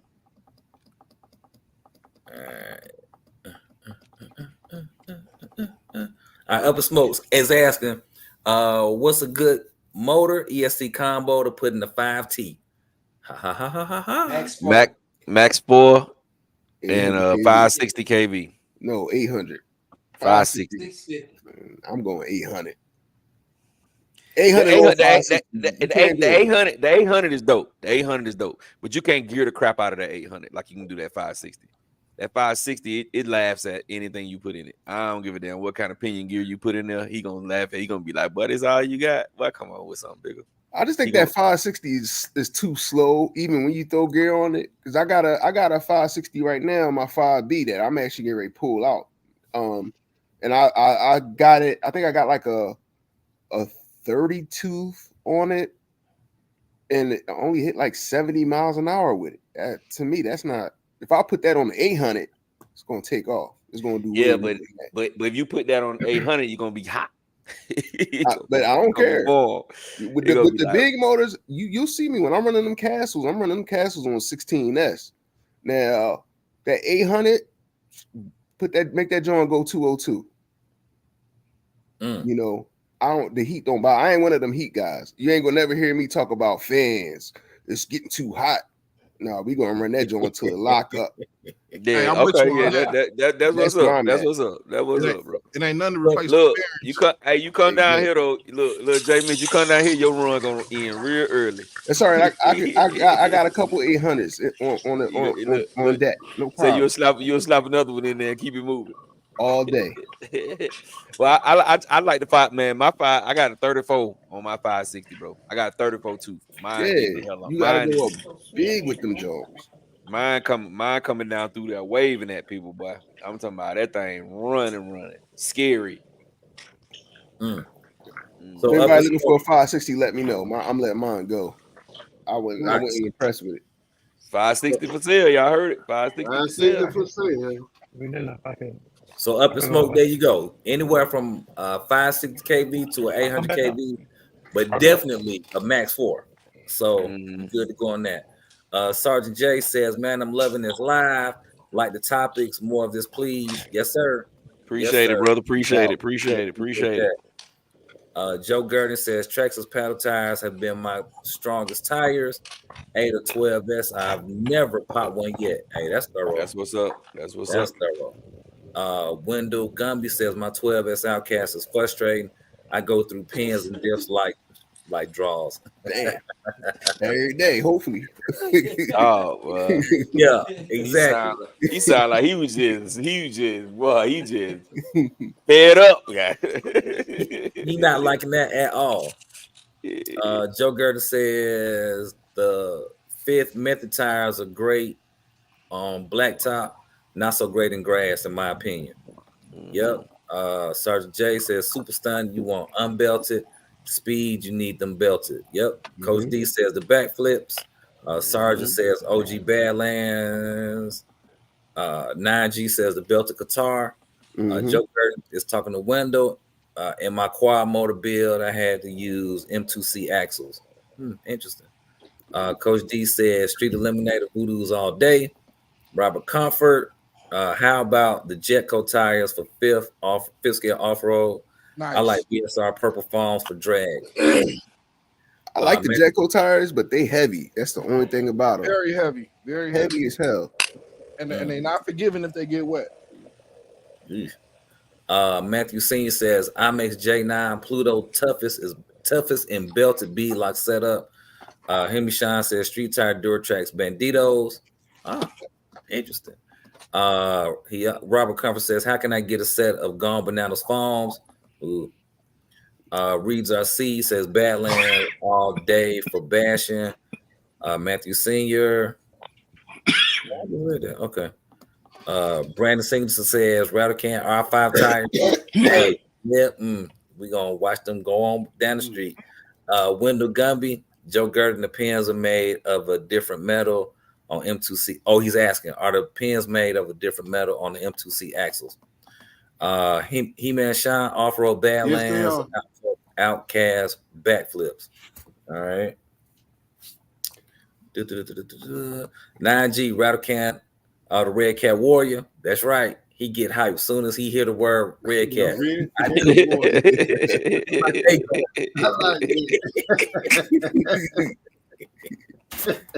But for real, I did watch about 5 videos today of the machete. That's for real. I did do that. Woo Diddy says no worries with the Team Corrali. They never listen to y'all. Dang, that's strong. Wheel effects overall gearing. That's true. The wheel size. He-Man Shine with Castle Systems tear up my tires. Hey. Joe Gurdon says Wendell not sure of the materials. Okay, you're talking answering that question. All right, good. That's good. Okay, that's that. Roll Fatty says big wheels need love too. Coach D says BSR purple foams work good here in Florida. Puff Puff Pass for real. That's Rogue Factor. Coach D BSR double X pink foams here in Florida. Okay, that's another one. Wendell says, I appreciate this chat. I learned so much from you guys. Hey, we appreciate it. We appreciate it. Roll Factor says Rattlecan on Red Cat. We'll take it. You know what? They're gonna sponsor me before you do it. Just because watch you see. They're gonna send me something for free.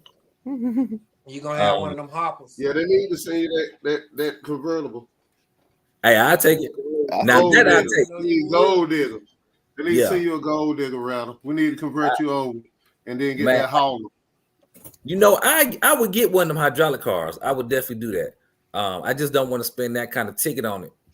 They're gonna send him a blackout EXP. Look, with a note that says, until you do right by me, everything you do. Man. If you Brandon Singleton says if y'all get the Kagama, get some M2C racing parts, straight bulletproof. There it is. Okay, Raw Fader talking to him. Deion Freeman says all the backflips. Yep. And Diddy says their tuning line is also good. Oh, you talking to him? Okay. Raw Fader says I got faith in Rattle Can. Okay. Oh, Rattle Cat. That's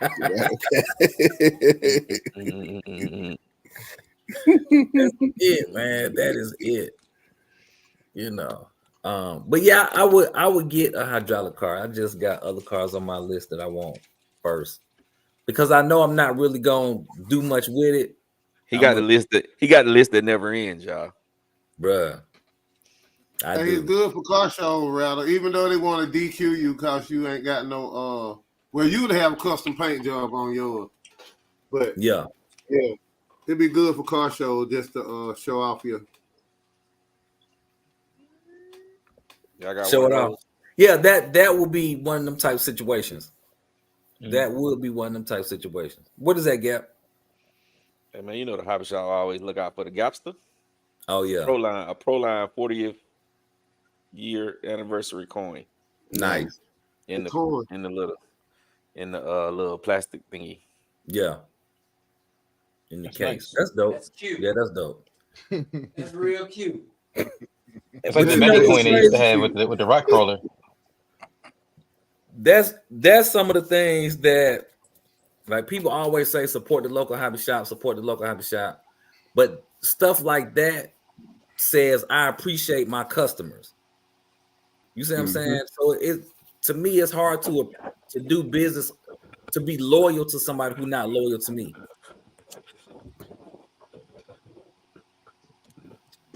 With you on that, Rob. You know,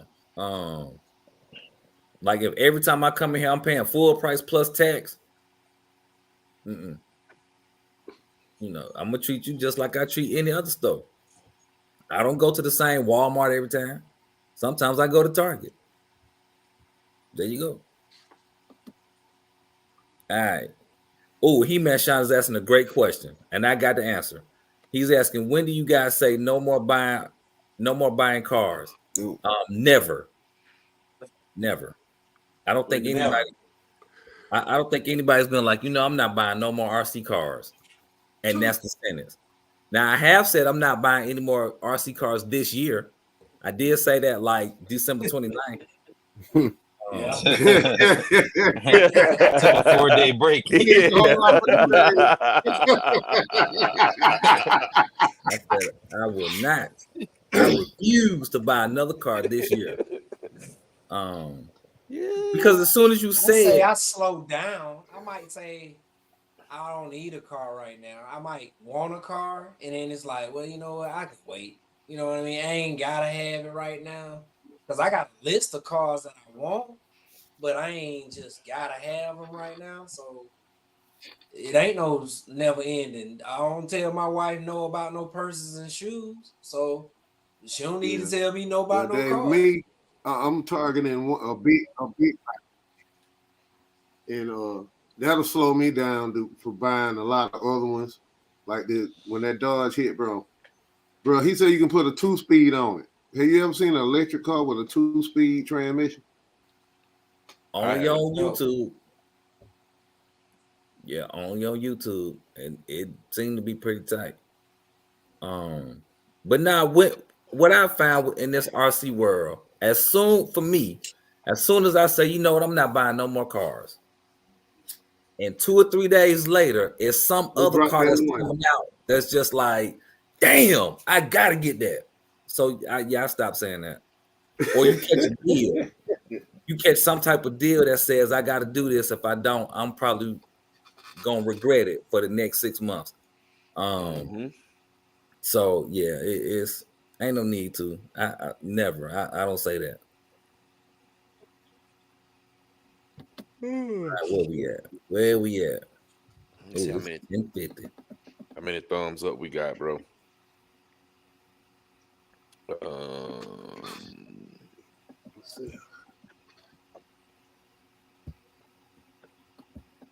Let me catch some of these comments.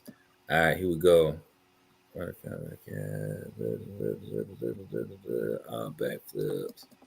Read that to the line. Got that. All right, He-Man Shine says, I love this chat room. Y'all so honest, like Cat, just like Cat Williams. Hey man, if you can't be honest, you first off got to be honest with yourself. Let's start there. And I think everybody on here is honest with themselves first, and then we can be honest with y'all. Because at the end of the day, we are here to help each other out some type of way. Some type of way. Roll Factor says number love, y'all. He-Man Shine. Okay, we got that. Roll Factor says when the wife put the brakes on the roll. Huh?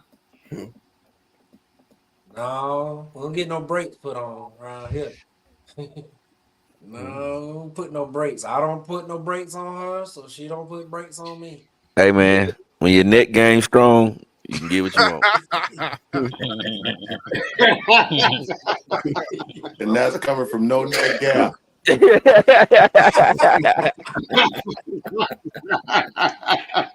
I knew I was gonna get something out of Gang Dog when I said that. I knew something coming from Gang Dog. All right, Wendell Gumby is talking to He-Man Shine. He said, when the wife threatens to leave you, I don't know if you want that one around too tough. Like, don't threaten me now. Don't do that. Like, golly. Sergeant J said, I said the same thing right after I ordered 4 new ones at the end of 2023. Yep, that's it. That is it. All right. Sergeant J. Roll Factor said, flying under the wife dar. Huh? Reed Justin says the old Traxxas E-Max had a 2-speed transmission. There you go. Brandon Singleton talking to Jay Mitch. You have a Kagama 2. Welcome to the Team Corelli fan base. All right. RC Ops, how was the durability with the DBXLE 2.0 on 12S? Superb. Yeah. Superb. As long as you change those diff cups. I didn't even do that to mine, and mine been superb. Yeah, there you go. So change mine and have at it. Put them Badlands on there, and I'm good. It is a beast. I got a 24 tooth pinion on there. I ain't tried nothing else but the 24. I got some more coming, but the 24 seem to be doing good for me. Yeah, there you go. Yeah. There you go. Woo Diddy says these Crane 6S EXB diffs got a lot of Loctite in them. Use quality tools on them, and your torch. Don't forget your torch. You need that. Well, I haven't opened up a diff, man, but I was surprised how easy my screws came apart. I didn't even have to use a torch on none of my screws on there. So when I changed the pinion and I changed the servo, so I had to take a couple of things up from up under the bottom, and I thought I was gonna have to use my torch, bro. But I put it in, and I was popping them screws, but I was like, damn, I ain't never had no armor that easy. Most of them, bro. I get frustrated with the Loctite. I couldn't believe it. Yeah. And FYI to all y'all new folks out there, when you put your hex in the screw and you can twist it just a little bit, like it's like you got mesh, like you meshing 2 gears together, don't use them. Get rid of them. It's time for some new ones. You don't wear them suckers out. It's time for some new hexes. Definitely. You're on your way to Strip City. Yeah. You're going to turn that hex into a circle, and then you really be upset. Hey, Gap, Roll Factor is laughing. I mean, Sergeant J laughing. Matthew Senior saying preach. Roll Factor says net game. Roll Factor said that you're going to be using these. You got them cheap tools. Them easy outs, yeah. Easy outs, yeah. Yeah. There you go. Roll Factor says that ain't funny. I'm writing that down, Gap. Ha! You taking your advice like as a life hack. There it is. Wendell Gumby says Team Corelli ESCs overheats too fast for me. Brandon Singleton says so. The Losi DBX better than the XRT out the box. I think so. What? I think so, but they're 2 different types of vehicles. They're two different types of vehicles. Yeah, you got a buggy, and a truggy, bro. Yeah, They're gonna be they're gonna be different. XRT not even a true fifth scale. Yeah. But if you got to choose one, I would choose a DBXLE all day. Yeah, hands down. It will, I would choose the MCD W5. Well, that W5 punished them folk today, bro. That thing was bananas. It got dirty as hell, but boy, it went. They pick up a stupid lot out of there. stuff, right? Them MCDs, they pick up a lot of. They might as well be lawnmowers, man. They pick up everything. It looked like y'all had a couple of bird nests in here.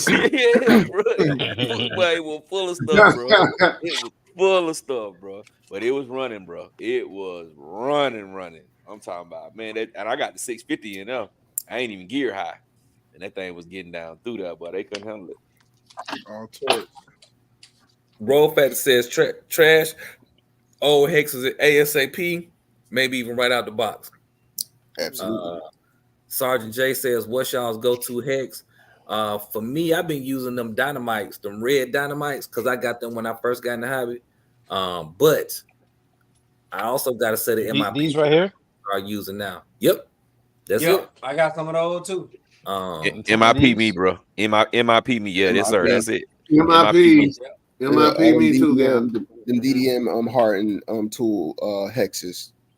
Don't sleep on this company. And even don't sleep on Aeromax. Aeromax got some good stuff nice too. Yep, I mess with Aeromax. I love this little drum for in the field. Mm-hmm. Got all my bits on there, and these all Harton right here. Oh yeah. What do y'all think about them Traxxas bits? Little Traxxas Jones is nice too. Yeah, these right here. I told you I like them, man. These right here. A budget MIP. Budget MIP. These are good. Yeah. What's the budget MIP? The Traxxas? The Traxxas, you got to get the expensive ones. Like I'm gonna say that Traxxas said I got it. They $40. It's only 4 pieces. $40. Yeah, 4 pieces. 1, 2, 2.5, and a 3. They said I got that when I first got in the hobby. They taught me into getting the Traxxas it's a little fold over kit. No, that's garbage, bro. That's like butter. That's not the same as this one. That's butter metal. I was like, boy, I would never in life use that thing again. Because the ones I saw a set, it's just 3 of the speed hexes in there for like $30. And I was like, I want these any good. No, they ain't it. They ain't it. No, you gotta get these right here. Like, they look just like MIPs, bro. They look just like if you buy the MIPs that's not look, they look the same as them. Yeah, that's them. That's them. Because they got a 3-pack of them now. I know they had a 3-pack. Yeah. You might as well get the one with the 3 though. You need the 3 every now and then. Right. Okay. All right. Because I got a set of MIPs too. But yeah, it's time to let them dynamites go. They've served their purpose. I need to retire them. Blades in there though. I was about to say a lot of people I seen with the dynamites, they seem to be round out stuff a little bit compared to the newer stuff. That's because after so much time, you start to wear that hex out. Yeah. But so you can buy the shanks. Oh yeah, I'm not gonna go through all that. You can buy the shanks to replace them. Yeah, you can buy the shanks from Aeromax. They're like $10. I have replaced them. So they got the little screw in the front. Yeah, right. Hey, that's what kills me every time, because with those kind right there with that little set screw in it, when you try to twist that set screw and tighten them up, those set screws actually strip sometimes. And when they strip, man, they hell to get out of there. And that's why I don't like using them kind. What you got on there? Let me look. Hold on. What is that? 3 millimeter bolts. But that boy put a whole head. Listen, man, that's in there. That ain't going nowhere. That ain't going nowhere, bro. That ain't going nowhere. Ever. Mm-hmm. I'm trying to tell you. You can improvise sometime. All right, we got a question in the chat. Rolfat is asking, should hardened stainless steel hexes be magnetic or no? I thought stainless steel wasn't magnetic. Well, I say stainless steel is not supposed to be magnetic. Yeah, stainless steel is not magnetic anyway.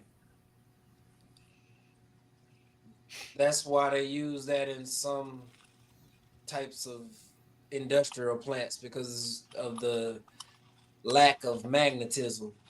It's good for certain type of equipment. I don't like them stainless steel ones anyway though. They like I got a box of the stainless steel screws, man. They just sit over there. I don't use them things, man. They're no good because they I strip them too easy. You'll never get it out. You'll be using easy outs. That's all I got on my cars. Them stainless steel drums. Oh, you like the stainless steel? I don't like them, but they like pop metal. You like that cosmetic look? No, it ain't even that. It's lighter. So like you only do it on cars I'm running on track or whatever. You get the titanium ones, you get the stainless steel screws. You get like the UFO heads and all that, like the wafer heads. Yeah, so you're trying to shed weight. Yeah, that's the only reason why I do it that way. I mean, not saying I would use them for, every build. Woo Diddy is saying I use Aeromax tools also. Yeah, I use these guys right here, bro. I mean these stainless steel guys I got a whole pack, bro. None but damn stainless steel screws. But when I put pressure on them guys, I eat them out every time. See, that's what I was talking about right here. Like, say I got like a different tip on the end. It's still a 2 millimeter, but it's like milled out. So it got the fatter hex on the top, so you got more to grab onto. Brandon Singleton's asking you, Gap, are you getting all of us a Stanley Cup? I'm getting the Piston Cup. Piston Cup. Like the McQueen. Piston Cups, bro. Piston Cups. Joe Gearden says, yes, stainless becomes magnetic then. Roll Fatty says, I've had 2 sets and the shaft loosens in the hex head. Pause. Could have been a bad bet. Could have been a bad batch. But hey, who said pause? Who said? It wasn't pause. Me. It wasn't the youngest one in the group. Man. I don't play the pause game. Yeah, I don't either. Prophet says the only brands I have not had the hexes start to round off are Apex and MIP. Interesting. Not hexes screws. Okay, my bad. Joe Gertie says after you harden stainless, it becomes magnetic. Interesting. I was gonna say I seen a video where somebody took the RC hex tools and put a magnet on it and let it sit for a while, and the tool became magnetized. Yeah, you can get the little piece that they sell right there. It's like you go to like what's that? Waiting around them like Sears or whatever. You need a hardware store. You can go get those. You put them through there like 3 or 4 times, and it magnetizes it, and you go the other way and it demagnetizes it. Or you got one over get here one somewhere. of these little things. I got one of these that I keep screws and stuff in. Yeah, the magnetic bin. You talking about the magnetizer? Yeah. So all that stuff become magnetized. Yeah. But I use this. I keep this in the field. It's got the little hex shanks. Drill I'm attack. trying to find that piece. Yeah, I got one. I got a little blue one somewhere. Harbor Freight, like $3, I think I paid. For that. Yeah, Harbor Freight definitely for the win for a lot of stuff.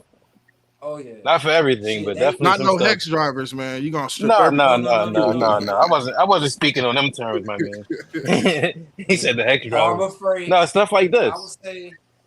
Yeah, of course, yeah. Like this right here, $12.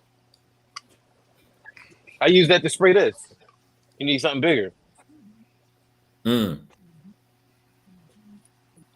I would say Harbor Freight for you can get you a nice little cheap airbrush setup.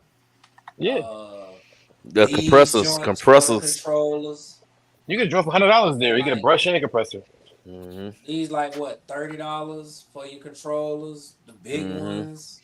Oh yeah, they got those ammo boxes too at Harbor Freight. Yeah. So you get you a couple of these, put your remotes in.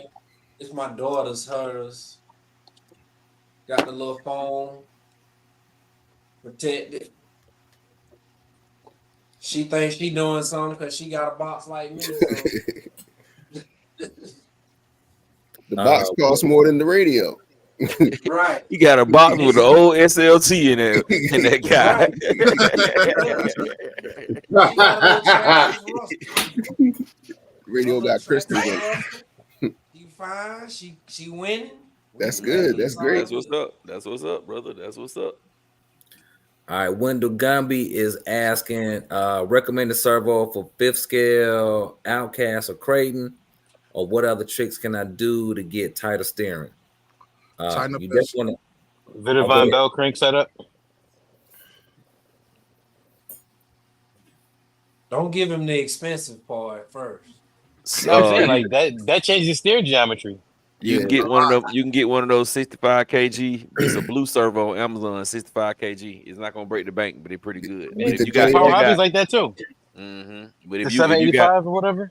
If you got the bread, go with a Beast. Go with a Beast 1000, bro. Damn Reefs. Beast 1000. Don't buy no Reefs. Not for no Creighton. Don't do that. I think I went with a Power Hobby 7. Yeah, I was about to say Power Hobby got that blue one that they sell. Yeah, that's a nice one right there. Yeah. I ain't never seen that one. Let me show you the one. Let me show you the one that's a good. I'm running this in a couple of my cars. And people was saying don't get it, man. I got this bad boy, and this thing is crazy. I think the best one was supposed to be the pro model out of everybody. All right. And the pro model, I think, is like 750. I think it is. Brandon Singleton saying Armor Sitting 3S is on back order until June. They must have something new coming out. Yeah, they probably putting that Center Diff in it. Let's go send an upgrade. I like that. That was my first. All the headaches. Rolfat is telling increase the voltage to the servo if possible. Yeah, he can do that. Definitely do. But if it depends on what Outcast he got though. If he got that stock one, ain't nothing he gonna be able to do. He gonna have to get that fifth scale servo mount. Yeah, because that ain't nothing you can do. Rolfat is saying shim up the steering links. He also saying Reefs RC. Mm-hmm. That Reese Beast 1000. This the one right here I use, man. It's a beast, man. It's a good servo, bro, and it's only $54. It's a real. I got two of these, man, and they work fine. I got one in my W5 and one in my 5B, and they work perfect, bro. That's crazy. And the RR5. Mm-hmm. And I'm not even running dual. I'm only running one, and they work work real good, bro. What is it? A 1/6 scale or what? 1/5, 1/6, 1/5. No, I'm saying like because you know the like the ESB come with that it's mount. only 702. 702 902 ounces. He says 902. Yeah, that's what it says. You get that Beast 1000, man. You can turn your real car with it. That part. What y'all think about that Rod servo? That Rod Scheffrin servo, that monster. That drone, that's crazy. Yeah, man. That drone picked somebody up off the ground. It did. In this video, his advertising video, picked up a chick. She probably weighed like 110. It's like $17,000. Yeah, 17,000. I'm getting Reefs. I'm going Reefs. I'm going Reefs. I got to spend that much. I'm going Reefs. Well, that's less than the Beast because that the Reefs cost more than that.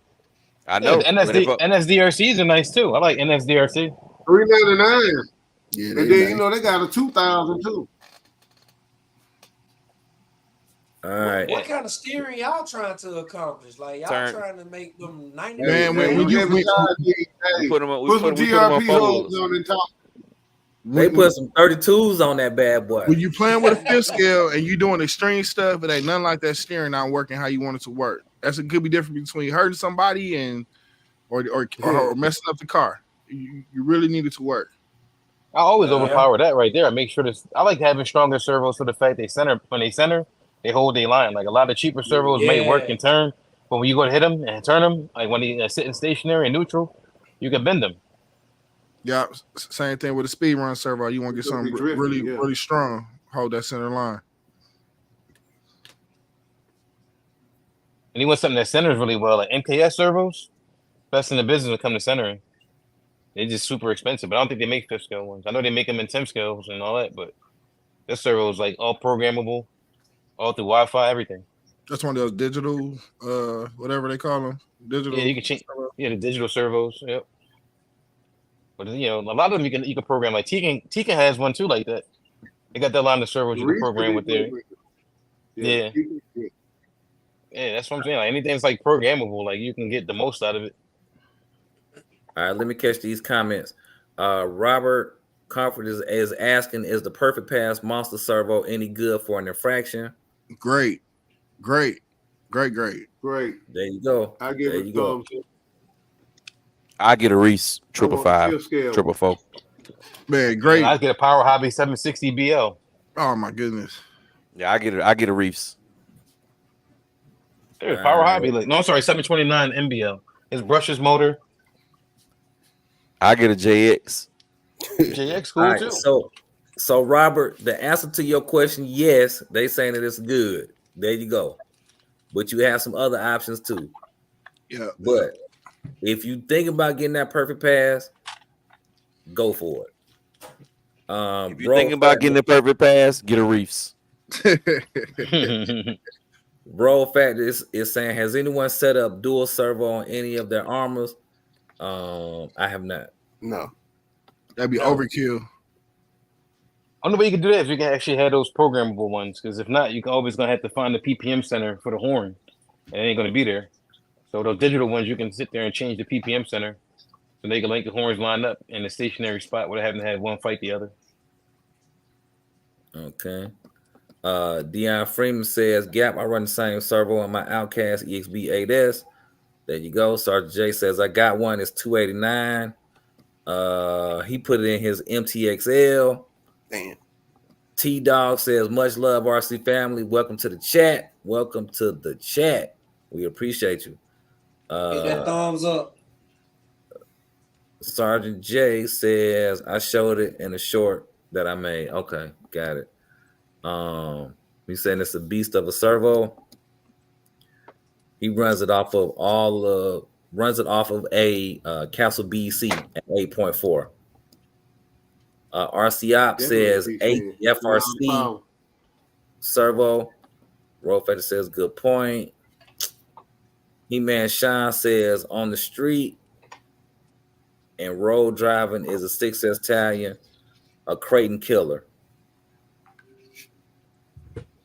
Yes. I wouldn't say a killer, but yeah, it's better because it's made for that. What's the Creighton killer? The Italian. Oh, the Italian. Yeah. For the Are you street. talking about speed? If you're talking the about street. just straight line speed, yeah. On the street. Even Straight with turning. Even in turning, yeah. Track all Yeah. day. It's they different vehicles. So rough at because of eRevo 3.0 or whatever has dual servo option. Oh yeah, that's because Traxxas knew out the gate that the servo that they put in there was gonna be about as tough as some wet toilet paper. Hey, y'all look in the private chat on the side.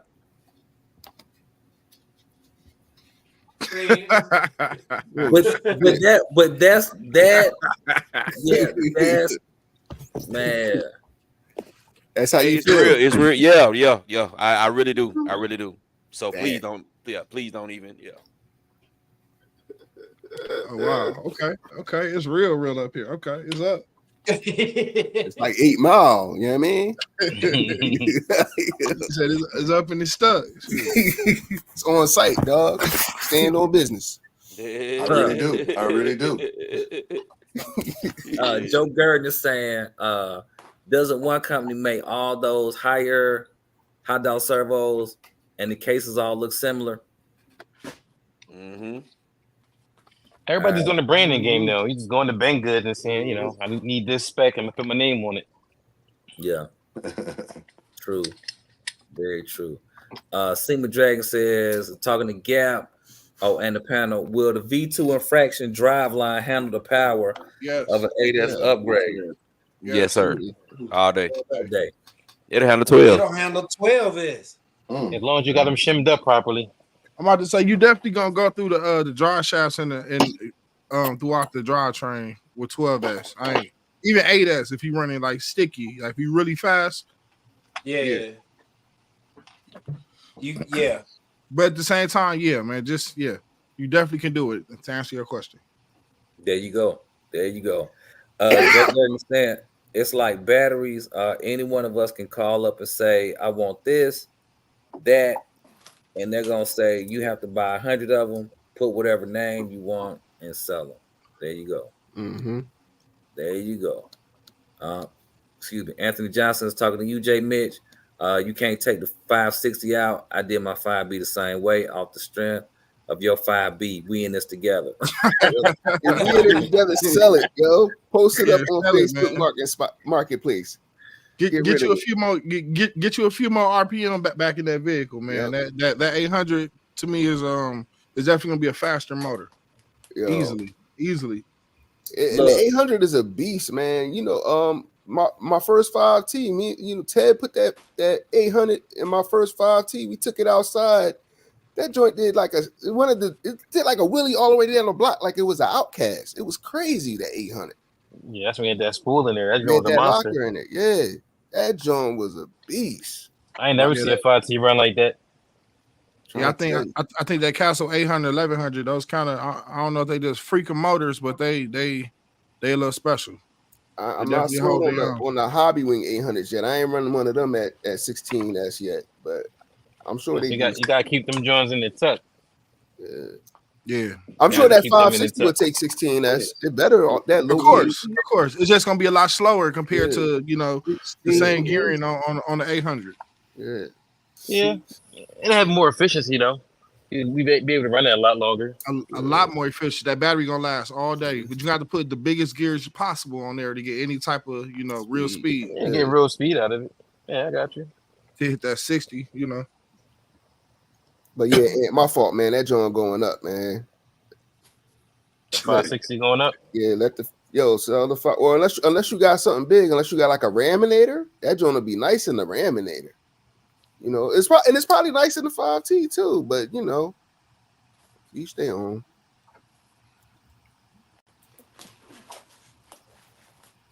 Are you censored? And my 5B, yeah, I am. Oh, okay. I was gonna say I ain't no advocate for it, but try it censored. That usually makes the fun level go up. I can see it being in the 5T, right? It's a big truck. I'm all about that speed, man. If I gotta throw a big pinion at a low KV motor, I'd rather. I'm good. Yeah, I'm the same way. I like that speed, but negative gearing, I learned that's just the name of the beast. When you go anything below 11,800, yeah, you got to especially if you talking about 8S. 8S, yeah, definitely negative gearing. I'm with you. Or over gearing, what we call it. Pinion gear bigger than the spur gear. Oh, over gearing. Okay, yeah. IKB TV is saying my Creighton on the thumbnail has smoked a couple of Italians. It's definitely possible, but I think the question was more so geared towards out the box. You take the Italian out the box, you take the Creighton out the box. Which one is going to do better on the street? I think the Italian got a faster speed on the box with the speed gear. It does. 70, yeah. That's 60 plus and 70 plus the other one. But that's just a matter of changing that pinion out.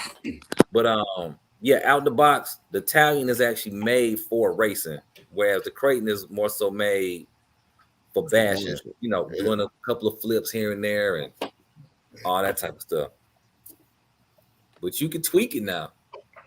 You can get that bad boy moving nice. You definitely can. I like high KV motors myself. That's why I still like 2S more than most of the other cell counts. Just because of the way they sound. You get like a 9,000 KV motor and put some boost at it, rev to 115, 120,000 RPM. You can hear it rev out. Oh, yeah. Hear it come back after the batteries gain their voltage back, too. Oh, yeah. Hey, who in here is in Philly? That's me. I am. Me and Ted. We neighbors. Y'all got a blizzard coming. I heard about that. Is that the right? X-Max will be ready for the blizzard. I mean, X-Max will be ready. Ultra. The ultimate Ultra. X-Max. Yep. Ultimate X-Max will be ready for the winter. Yeah. Hey, and speaking of the ultimate, I saw one yesterday. And I was like, oh snap. Trax is about to catch their man on this one because I don't see $1,500 worth. Mm-mm. I do not. Traxxas see $1,000. That's all I'm saying. They see it as $1,000 worth of upgrades. So I mean, Man. But you know, it could be a scenario where, like, you know, when law enforcement does a drug bust and they mess around and catch a pound from somebody, and they be like, hey, we just took $10,000 worth of drugs off the street. And it's like, is it really 10,000? Because that little pound of weed is not $10,000. So, what we doing? What are we really doing? I guess I'm the only one who see that kind of stuff. Okay, that's fine. It goes in the evidence, but then you can't go check the evidence locker, so you don't know where it went. Yeah. Even if it was that. So that joint went back out and parted ways and came back. Burnt. They flipped that. They burnt flipped that. They burnt it down, bro. They burnt it. Literally on marketplace. Some of it made it to the house. Mhm. Look, if the gas station around the corner from the police station is out of backwoods and any other type of rolling paper, we know what happened. And donuts. Right. Oh, Look, all they rap snacks gone. All the now laters gone. 10S RTR coming soon. Who got a 10S RTR coming soon, Brandon? Armor, man. Armor. Armor. I don't know about that one. Armor. But 10S though, I mean, that's basically 12S, right? Unless you're gonna geek up a motor. That's like 10 to 15 miles an hour difference, man. On the low end. But 10S is definitely excess. I like 5S batteries. I love them Jones. I know that two of them together would be crazy. I don't really see it being that much different than 12, honestly. Probably a little bit of weight. That's about the biggest thing. Yeah, and that's why I said 10S because if you do 10, you might as well do 12. It's pointless to come out with an RTR 10S. You might as well just come out with an RTR 12S because you already got the capabilities already. You know what I'm saying? You unless they're gonna do a new motor or a whole new motor like a 1100 that can take 10S, like the Castle 1100. I think the Castle 1100 taking 10S all day. 1100 take 12S easy. It definitely take it. Yeah, that's what I'm saying. So it'd be crazy for you to just put out 10S. You know what I'm saying? You might as well just go 12. It's not. But in the motor defense, it ain't supposed to take it. I think on paper, theoretically, the 1100 is like a 9S, and I think the 800 is a 10S on paper. No, I think we talking about Castle. The Castle 800 is 12S. It's 12S. The new one. Hobby Wing new motor is 12S too. What you did? Yeah. What the 1100 you talking about, Gap? Mm-hmm. Oh no, the 1250. What the 1250? The 1250. I've seen somebody running on 12S. But on the paper, it only say 8S. Yeah, I'm only 8S. Like seriously. Yeah, but it's just how you feed the power into the motor too. Like you're not beating on it and going crazy with it, getting the motor hot. You can overvolt them all day. It's just how you treat it while you're overvolting it. Yeah. Wendell Gumby says his white body big rock got here yesterday. It's more like a matte finish, not shiny. That's still gonna be tight. Yeah, that white body dope. Yeah, he had some in the hobby shop and he sold them Jones real quick. Adam sold them Jones real fast. The white bodies. I just wanted the body. I need the whole car again. You know what I mean? Yeah. Yeah, just the body is tight. Reeds RC saying $1,000 of upgrades, huh? So the truck is only worth $500. Great question. Marco, crazy. Yeah, He-Man Sean is saying, have any of you run that 2400 kV Castle system and try to use it for bashing? If so, how do you gear it up? And now you run the 8S. You do not bash it, and you do not run it on 8S. You run that motor on 6S, and you gear it very light to moderately. You do not bash 24, that motor. 23, 24, 27, somewhere around there. I definitely burnt two of those. One of them, I thought I was doing my best to protect it. Found out that that's a freak of nature motor on 8S, you definitely hitting 90-some thousand RPMs. Oh, you talking about 1721? Yeah. Mhm. Oh The man, big 8S only, 0 degree Yeah. timing. Be done. Yeah, that The drag motor. race motor only. Yeah, that motor only for drag racing, man. That motor is not right. That motor crazy. That You got- motor will have your whole speed run season messed up if that's the one you're trying to stick with. Yes, So, yes. You don't need do to that. you got to really understand that motor. 6S is like 8S on that motor. I drag raced on 4S with that motor, on 6 and 8S cars. That's how powerful that motor is. Matthew Senior says the X-Max Ultimate was released for those that want to bash like YouTube videos straight out the box, but they want for long all that aluminum and still the same power. Yep. facts. Howard in the building. What's good, man? Howard, what it do, bro? What it do? What it do? Where you was at today, bro? You just came out there and got your issue, man. You should have came out there and got your issue.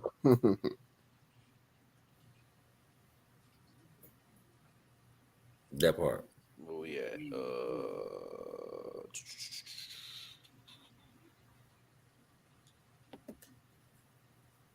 That part. And you ever really raced on the racetrack? I have. What you running before that? Like what class was you running? Well, we was on the track, but it wasn't a race day. It was just us having fun. It wasn't a race day. But I ran my low C8 buggy. I ran what else? I ran some RTRs. I won some races with RTR. I ran a RTR Sensen 6S and whooped everybody out there. Mm-hmm. And what else I ran? I ran my Kyosho MP9. No, my Kyosho Inferno Neo. Okay, the Neo buggy. Yeah, the Neo buggy's nice. Mm-hmm. It was lights out there. But I couldn't believe when I got that damn Sensen 6S out there and started winning. I was like, yeah. Yeah, it's a race back in the day. Like it was fun. He's run like 2-wheel drive buggy, touring car, F1, and like 8-scale buggy, short course, 2-wheel drive, 4-wheel drive. Mm-hmm. That was pretty much it. Track racing different, man. I like to go fast in a straight line. You start adding turns. Oh yeah. Yeah, you start really testing the RC limits. You start really learning some things. For real. Mm-hmm. what I dislike about the real track is I'm not the bow down type. I'm not about to bow down to anybody. I use this hobby as fun. I'm not gonna get out of the way of you because you this guru, you this champion, so I'm supposed to move over to the side and let you go past me. I'm not finna do that. If I come off a turn and you in my way and I bump you, don't come at me crazy, because if you come at me crazy, you're gonna have a bad day. So it kind of takes the fun out of it for me when you get too serious. So that's why I kind of stay away from the real track, and I just do the neighborhood races where we set up cones and we just go out and we have a good time. Look like a good time. Life is a whole lot easier when you do it that way, because we run into a lot of people that have she motions, and I don't do too well.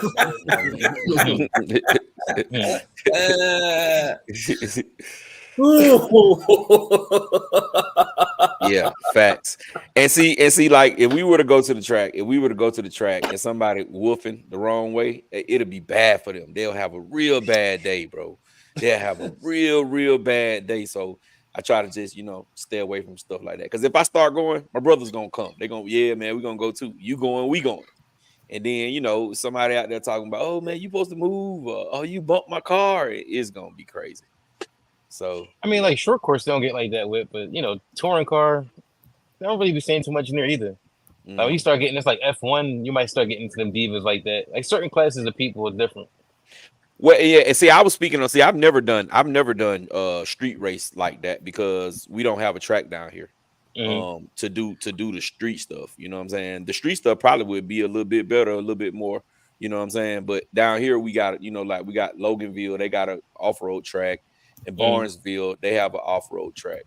And you know, just by running with some of the guys who run on those tracks, I know that wouldn't be for me. But yeah, I wish we did have our own road track. If we had our own road track, man, I'll be there. I'll be there all the time. On road all day, man. I love on road. We got a clay track down here. I went and messed around on it when I first got into the hobby. I didn't have a proper car. I had an Armisen 2S. The track is called Trackside Hobbies. I learned real quick that it's really serious. It's very, very, very competitive. And these guys been doing it for a long time. So coming out there half stepping, I think ain't gonna, you know, you're gonna have to figure it out real quick. Yeah, they leave you take under the wing though, like they see you coming out. Though, what creates the biggest issue for us is if we're racing, let's say it's 5 cars out there racing, and the goal is to be first. That's it.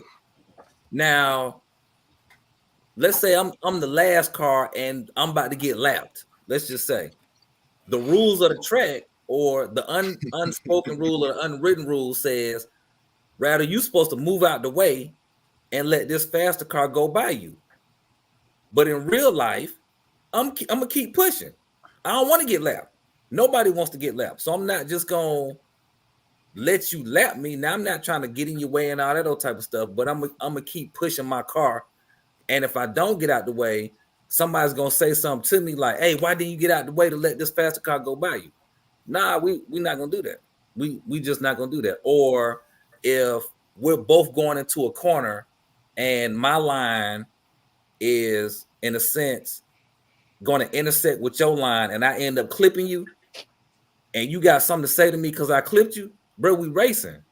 So drive your car, I'm gonna drive my car. And you know, I think that attitude about that don't sit well. That don't sit well. And then also, not everybody in our crew really has, you know, proper etiquette, so to speak. I'm just putting that out there. So things ain't gonna go well off the top anyway. We got a lot of people who speak great French. Yeah. Yes, sir. Yeah, Sure. so yeah. Some stuff is just better, you know, to stay away from. But we do enjoy racing, man. We race a lot, man. You know what I'm saying? It's not, you know, it's not nothing real technical. You know, we do a lot of drag racing. When we do a lot of, you know, off-road, just set the cones out. Man, y'all starting to for it. sound like the RC Crips over there, gang or something. Yeah. Y'all fucking tear me, man. Nah, it's just you know, some people stand for stuff, gang dog. That's all. Nah, You know what I mean? I just So you fucking can't- y'all fucking Oh yeah, around. I know. I know. You know, and That's see, what- other that's people, what the people in the back. other people don't understand that. You know what I'm saying? They don't understand that. They think because of my name, you supposed to just bow down. No, bro, it's not. It don't work like that in life. And not only that, I'm gonna be honest with y'all. When somebody who goes to the track every week or every other week, and they come race with us, and now mind you, they present themselves as if they superstars at the track.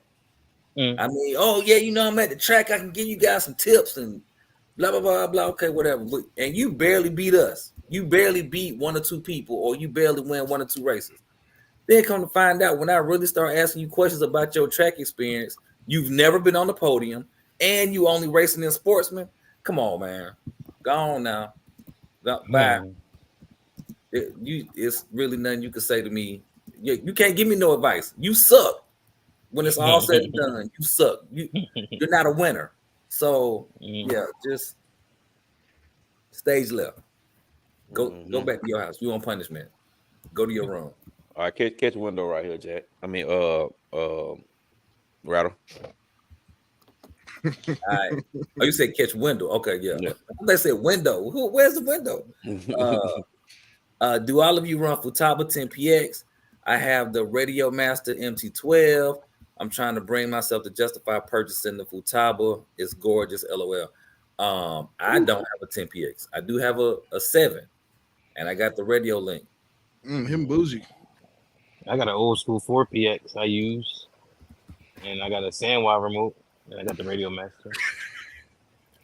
Now, Wendell, I'm gonna tell you something I read. It was either today or yesterday, but a lot of racers are actually, well, I don't know, I ain't gonna say a lot, but I think it's like 5 or 6 made this huge announcement that they switching over to the MB Pro.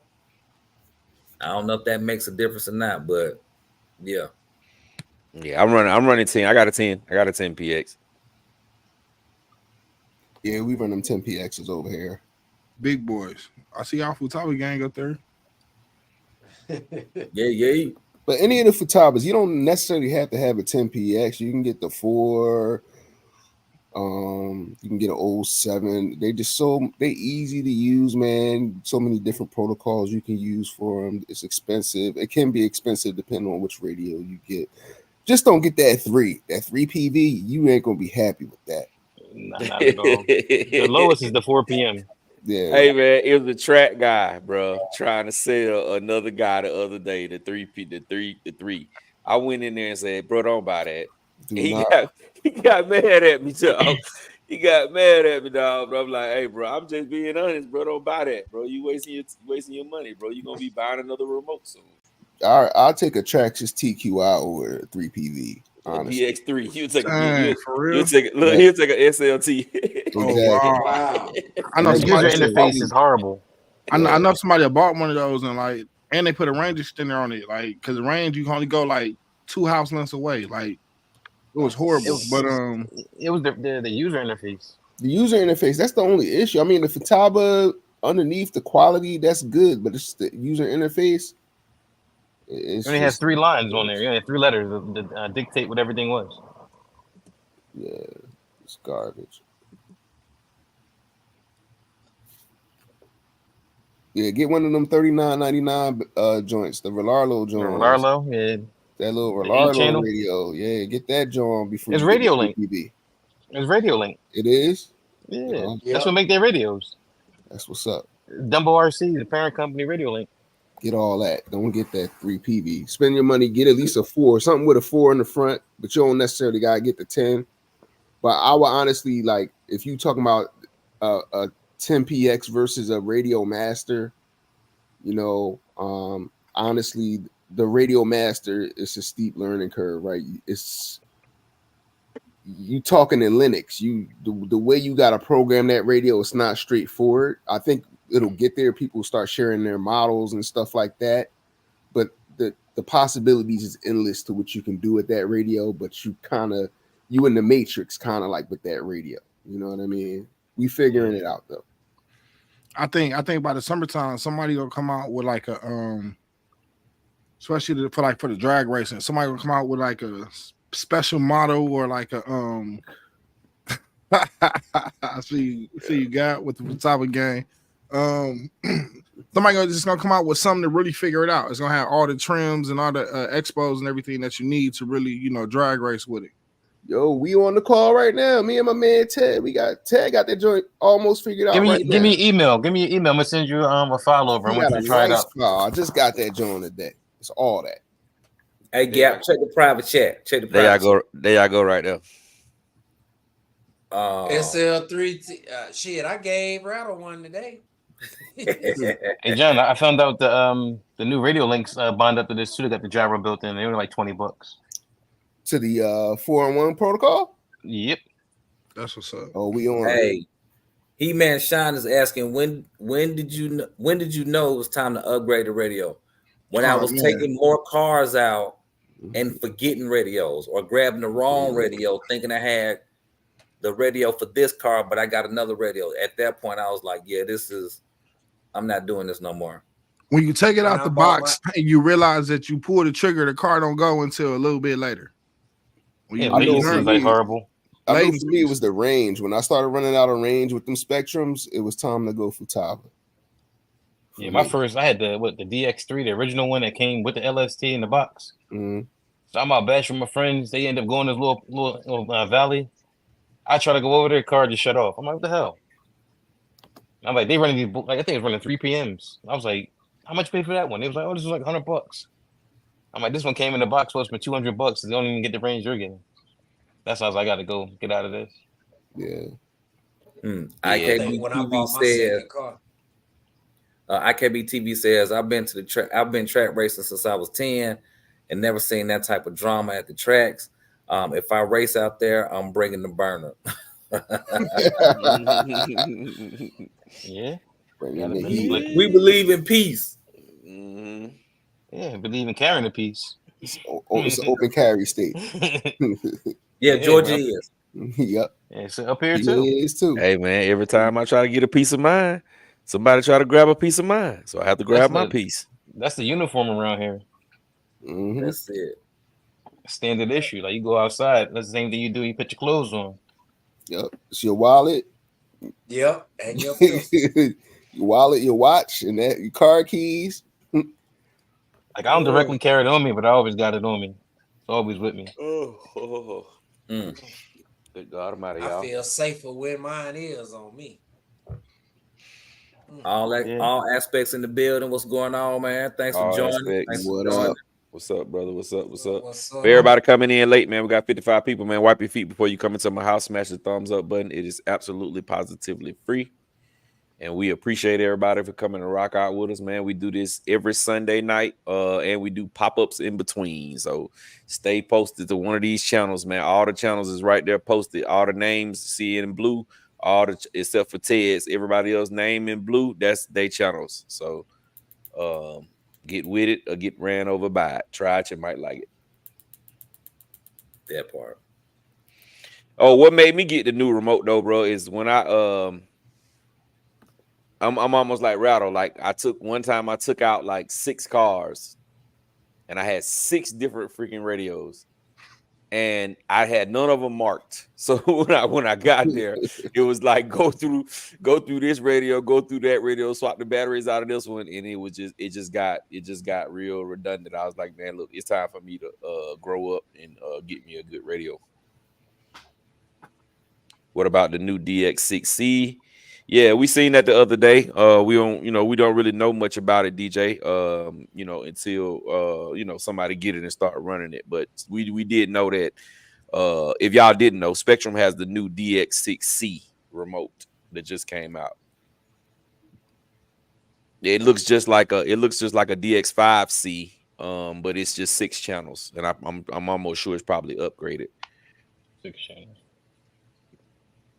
Hey, y'all, Earl Moorhead said, wait a minute. Okay, yeah. Earl Moorhead said, Track Racer want all the newcomers to marshal a corner. I'm just not for that. They want you to be the one standing out. That ain't You gonna gotta work. stand in that corner, watch how they take it. You can learn something out there. Go stand out there and flip them cars over. Pay attention. Nope, that is not gonna work. Yes, I always had a good experience there. Like people was always like welcoming, like bring you in, show you stuff. You get your car like the same level as there as far as performing wise. They see you can drive and you cool. They pull you right to the side. Like you got to run these tires. We usually run this rate, run this final drive. They'll give it to you like that. They won't come over and be like, oh, let me look at your car and fix everything for you. But they'll give you like little setup tools. Like here's you run this droop, this kind of shock weight, this spring or whatever like that. It'll be a conversation versus a bench talk. Yeah. But is that during an actual race event or everybody just practicing? I mean, even on practice, like you get to know everybody because like usually they have like 3 or 4 practice days a week, and then you got your race usually happen like Saturday, Sunday. Mm-hmm. So like you go see the same people all the time, and even when you're racing, it's still cool. Like you're not really like, at odds with anybody because like I was with you all week and we was good. Like just because we don't here, yeah, I want to win, but I don't want to harm you because you beat me or we had a little incident. I know you ain't do it on purpose. It just happens. Yeah, right. That's the thing. We know that it was not done on purpose. So please apply the COVID spacing when you come talk to me with that tone. I hear that. All right. I mean, like I said, the short course stuff though, like the short course stuff is the best one because like now it don't matter. Like that's rubbing is racing in that. That's accepted. Yeah. So like you want to get into something like that. To me, though, all racing is rubbing. If you ain't rubbing, you ain't racing. You can't rub on F1 though. Yeah. That's an F, but that's an F1. You know what I'm saying? That's what I'm saying. Open wheel, F1, you can't rub in that. You know what I mean? That's what I said. Those guys in that group of stuff, they get real mad because like Those cars are such a different way they set up. It's harder to get them set up to make them run. This is like a pie car in the back, a lot more shimming, a lot of different. Like those pan cars and stuff, man. The suspension is so much different. Sean said, I told y'all on this chat before it released, those Big Rock 6S's were going to be race trucks. That's what's up. DJ Cadillac says, got a backlight now. That happened to me today at the track. I left. There you go. Deion Freeman says, it's backlit DX6C. Oh, you talking about the radio. All Aspects says Fly Sky got the prototype for the new Noble on deck out here in Cali. Oh, I wonder. Interesting. Yeah. It surprised me. It surprised me when they said when they posted that thing yesterday and said some of those pro racers are leaving.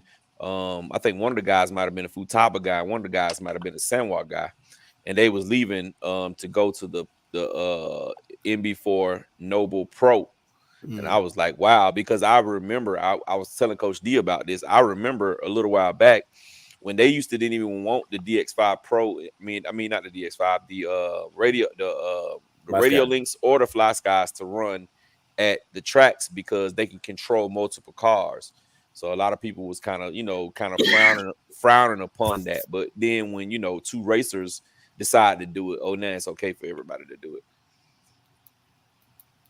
But I already knew the MB4 was a good controller. You know what I'm saying? I didn't think that the pros would change to it, but the MB4 was a really, really good radio.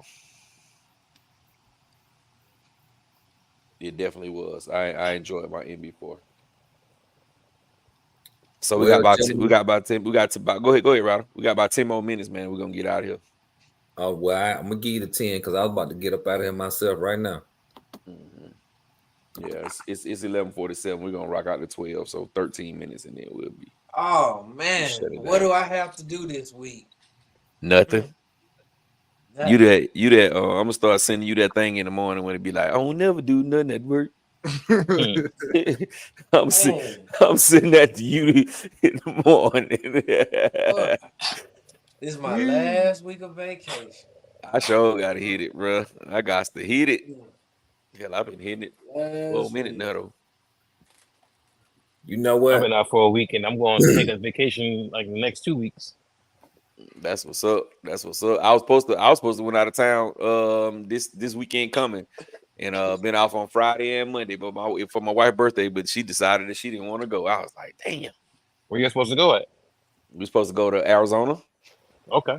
We were supposed to go to Arizona, so it was just like, man. And then she said, I don't want to go. I mean, I was thinking about the money. I was like, okay, I can buy another RC car. But but I was looking forward to going though. You know what I'm saying? You got to be happy for you to be, okay, baby, is that what you want to do? But I really was like, damn, man, let's go. But it's all good. Reeves RC says, great chat, fellas. Have a good night. Hey, you too, man. Thanks for being in here with us. Yes, sir. We appreciate you, Reeves. We appreciate you, my brother. Yes, sir. He-Man Sean is asking, any of the races have cash prizes? All races have cash prizes. I don't know about at the real track. I don't think they'd be having no big cash prizes. Not until you get into like the sponsored events, you start getting there, you'll get like a $10,000-$15,000 check, up to like $50,000 depending on the race. But see, I don't think at all tracks they have no races big like that. Not at all. No 15,000. Hell, not at all. If you get 15,000 down here, it'll be drag racing. You definitely get on drag racing. King of the Streets got what, like 60,000 they got pulled in one day. Woo Diddy say he going to work. Hey, have a good day, man. Yeah, man. Have a good one. Have a good one, Woo Diddy. My brother Hot Boy. Have a good one, brother. Hey, Wendell says, good night, fellas. I got to pull that wagon in the morning. Yes, sir. Hey, be safe on the roads, man. Good night. Be safe. It's weather changing. It's cold. All kind of stuff. Man, I hope in the morning I wake up, it'll be 12. What? I hope it be 12. Hey, look, bro, I work outside, so I pray for the cold. You know what I'm saying? The colder it is, because if it get too cold, we can't do nothing. So that means I can just turn around and go right back home. He said, I wanted to be 12. I wanted to be 12 when I get up in the morning. 12 degrees. What? Fuck that. Yeah, I don't want the that's a little temperature to be a shoe size at all. Yeah, see when it, you know, the worst, and see that's kind of like the worst thing about working outside, because when it teeters, when it's like right there, you got to work, bro. When it's like, because anything over like we can put water in the truck. You supposed to not put water in the truck till it get over 32 degrees, but at like between 29 and about 30, man, they're gonna tell us to put water in there. You gonna go on out there. You know what I'm saying? So long as I can get up and I can get to work and it be in the low 20s, mid to low 20s. By the time I get there, I'll be turning around and coming back home. Well, I don't have that option. My job ain't contingent on the weather. It's unfortunate for me. Me either. Me either, bro. My thermostat says 71 every day.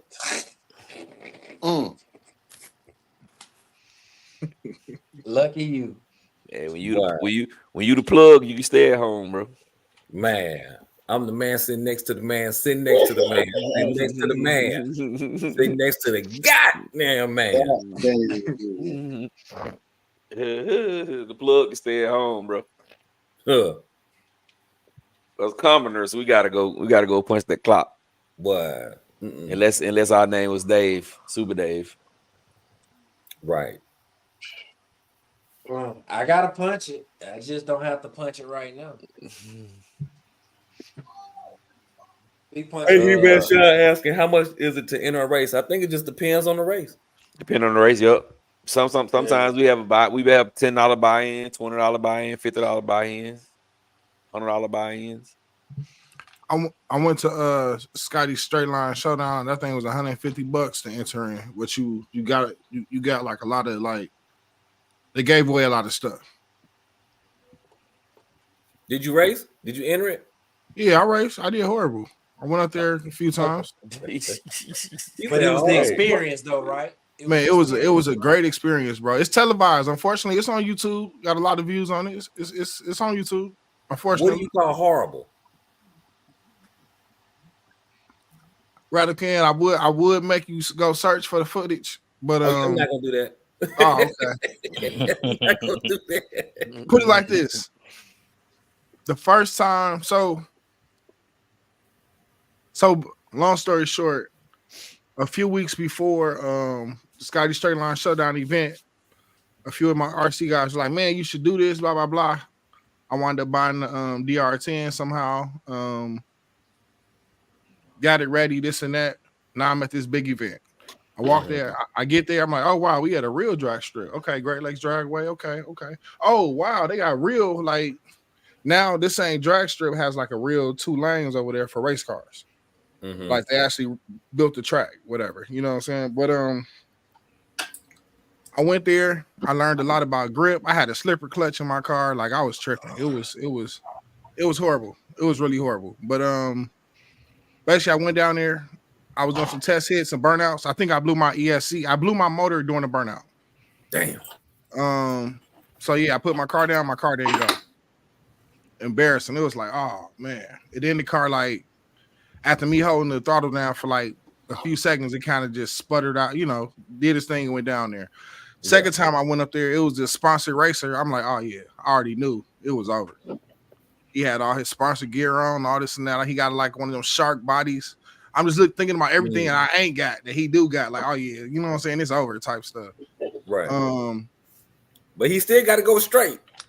Man, it don't matter. You like something again. I think my ESC was going out. Long story short, after that, I had to replace the ESC. So I think I was down there with a hurt ESC, or going down there with all the grip and stuff that's on the track that I wasn't used to. I wasn't really used to prepping my tires and doing all this stuff. And yeah, I think I blew my my ESC, my 6S Castle ESC. Not in the fire though. Not in the fire. It just you know stopped working. You know, I never had to have one go on fire. Luckily, but I think it was my me trying to apply 4-wheel drive knowledge to a 2-wheel drive car in a sense. Gotcha. Mm. So it was definitely 1000% a learning experience. It was a learning experience, but I went down there with some people that was pretty good, and they was like, "Man, you should feel like Mario Andretti. You got a whole pit crew." They had my car in like 1,000 pieces and this and that, and they was teaching me stuff. It was that same experience that Ted was talking about earlier. It was like, instead of it being a conversation, like they invited me to their pits, they bringing over parts I didn't know about, or trying to sell me stuff. Some people giving me stuff. It's like, it's dope, man. It's really, we had the car down in. Put it like this. The car did like a 3.0, whatever, before I started. I left doing a 2.3. To me, that's a great improvement on a 2S car. Right. Well, yeah. The DR10. But it was dope, man. It was really dope. Just seeing all the names that you hear about, seeing the husband and wife couple that doing the 1.4 at 100 miles an hour. The chick the lady who won, came down there and won the female bracket, and then she came down there and won something with the male brackets as well. Like, it was just really dope. Just seeing all that, seeing all those people there. Everybody walking around with the heat guns and the tire warmers. It was crazy. I kind of thought it was no prep. So everybody's tires glistening though. I don't say no prep, but it was like, I don't know. I didn't know that what prep was. It looked like they had the same stuff I use on my phone tires. Right. But yeah, it's not for the surface though. That no prep means it's the surface. Yeah. Mm-hmm. It's no prep on the surface. I got some in the bag right now. I'm softening up, trying to get to come back to be like soft. But like this, going there, you learn his levels. You learn is you seeing cars that sit like a quarter length off the ground, quarter height off the ground. But you pay that $150 for the game. That's all. Mm-hmm. You gotta get the game. Yeah, free. and that's exactly what it was. I went down and was able to, link with everybody. If you can network, go down there. You could talk to all the people that sponsoring people or doing this or doing that, or all the people that's fast R1, the race team there, and the company workers are there, or whatever. It's dope. The Hobby Wing Max 4 was coming out during that time. That was there. That was crazy. Seeing that ESC, it was large, back then when we seen it. So yeah. Okay. So you'll go again. Oh yeah, I definitely go again. I was gonna go this year as a spectator, but I think I was into drag racing. I wound up going to Illinois, racing with I can't remember the zip code, but racing with them down in Rockford, Illinois. So I was going down there every Saturday, driving about an hour 30 minutes after work in the morning shift, trying to make it down there. First time I went down there, I did good. After that, it was an uphill battle. So yeah. All right, so we got. Brothers ever been to Hawaii? Nah. Yeah, I have. I just Not got back from racing, Hawaii. but I've been there. I just got back from Hawaii the other day. It's beautiful out there, man. That's what's up, gang, Yes, dog. it is. Yes, Yeah, it is. I know you enjoyed Where that. I in know that. Hawaii I know. did you go?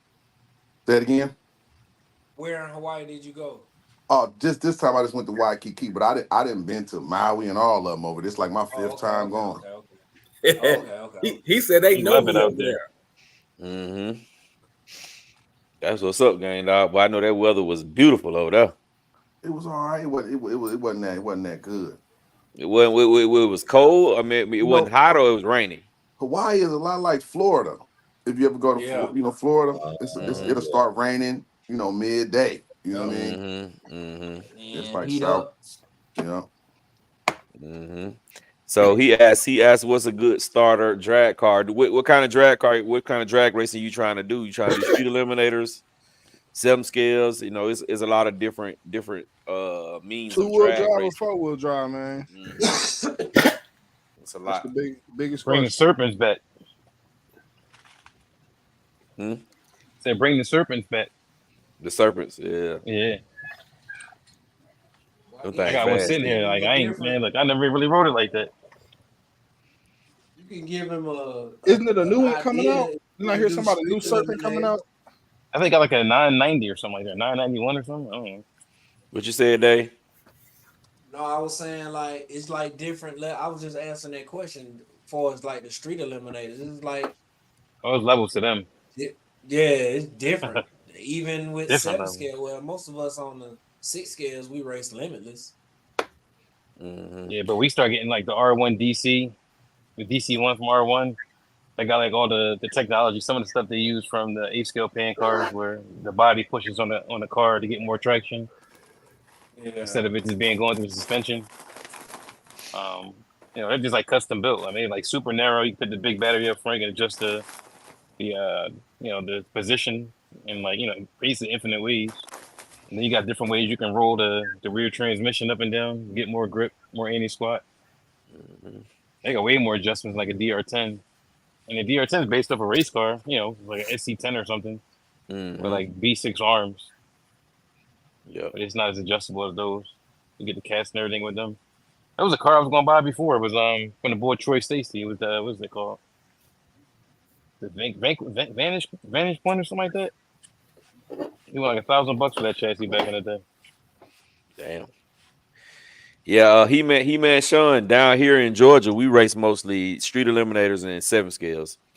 It's mostly street eliminators and 7 scales, 7 scale and 8 scales. I say that 7 scale, 8 scale, and street eliminators. So street eliminators, you got a lot of chassis, man. You got not a lot. Well, it's a lot, but you know, you to do. start off, you know, what I'm saying, you can do the low C, This the low C, a Losi chassis. yeah, the 22S, or you can start off with the DR10, the DR10M, the DR10M, or the Traxxas Slash.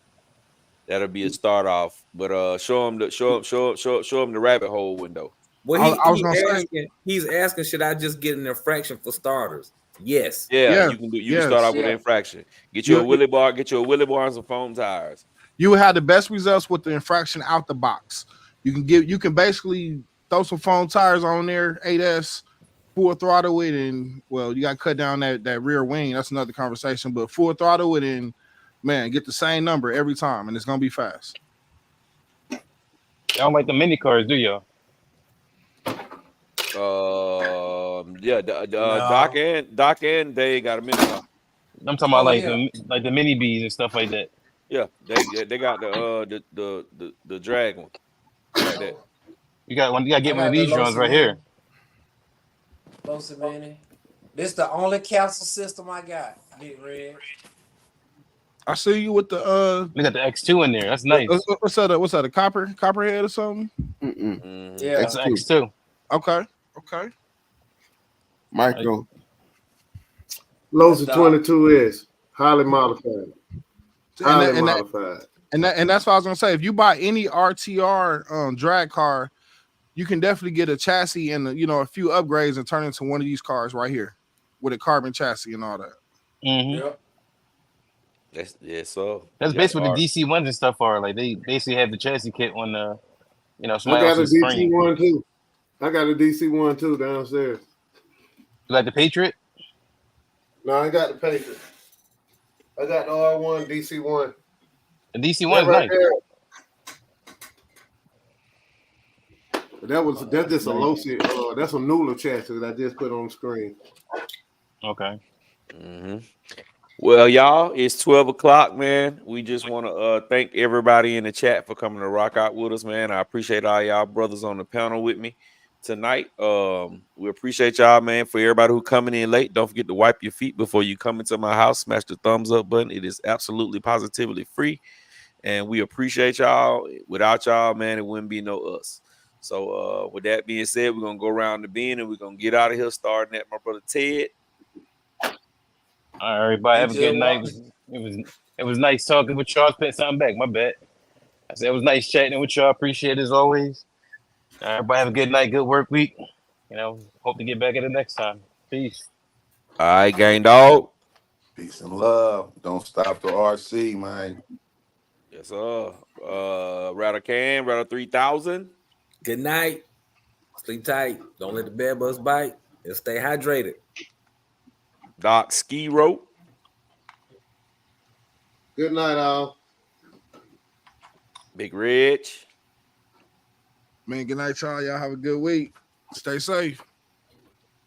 J Mitch. Good night, fellas. See y'all next week. Super Dave. Y'all have a good week, man. I'll see y'all next week. The Gapster. Hey man, we appreciate everybody coming through. Look forward to the next live stream. Definitely will be Monday between 8:45 and 9 o'clock. And we may do pop-ups during the week, maybe not, just depending on how the week goes. But we appreciate y'all, and we're gonna get with y'all. And man,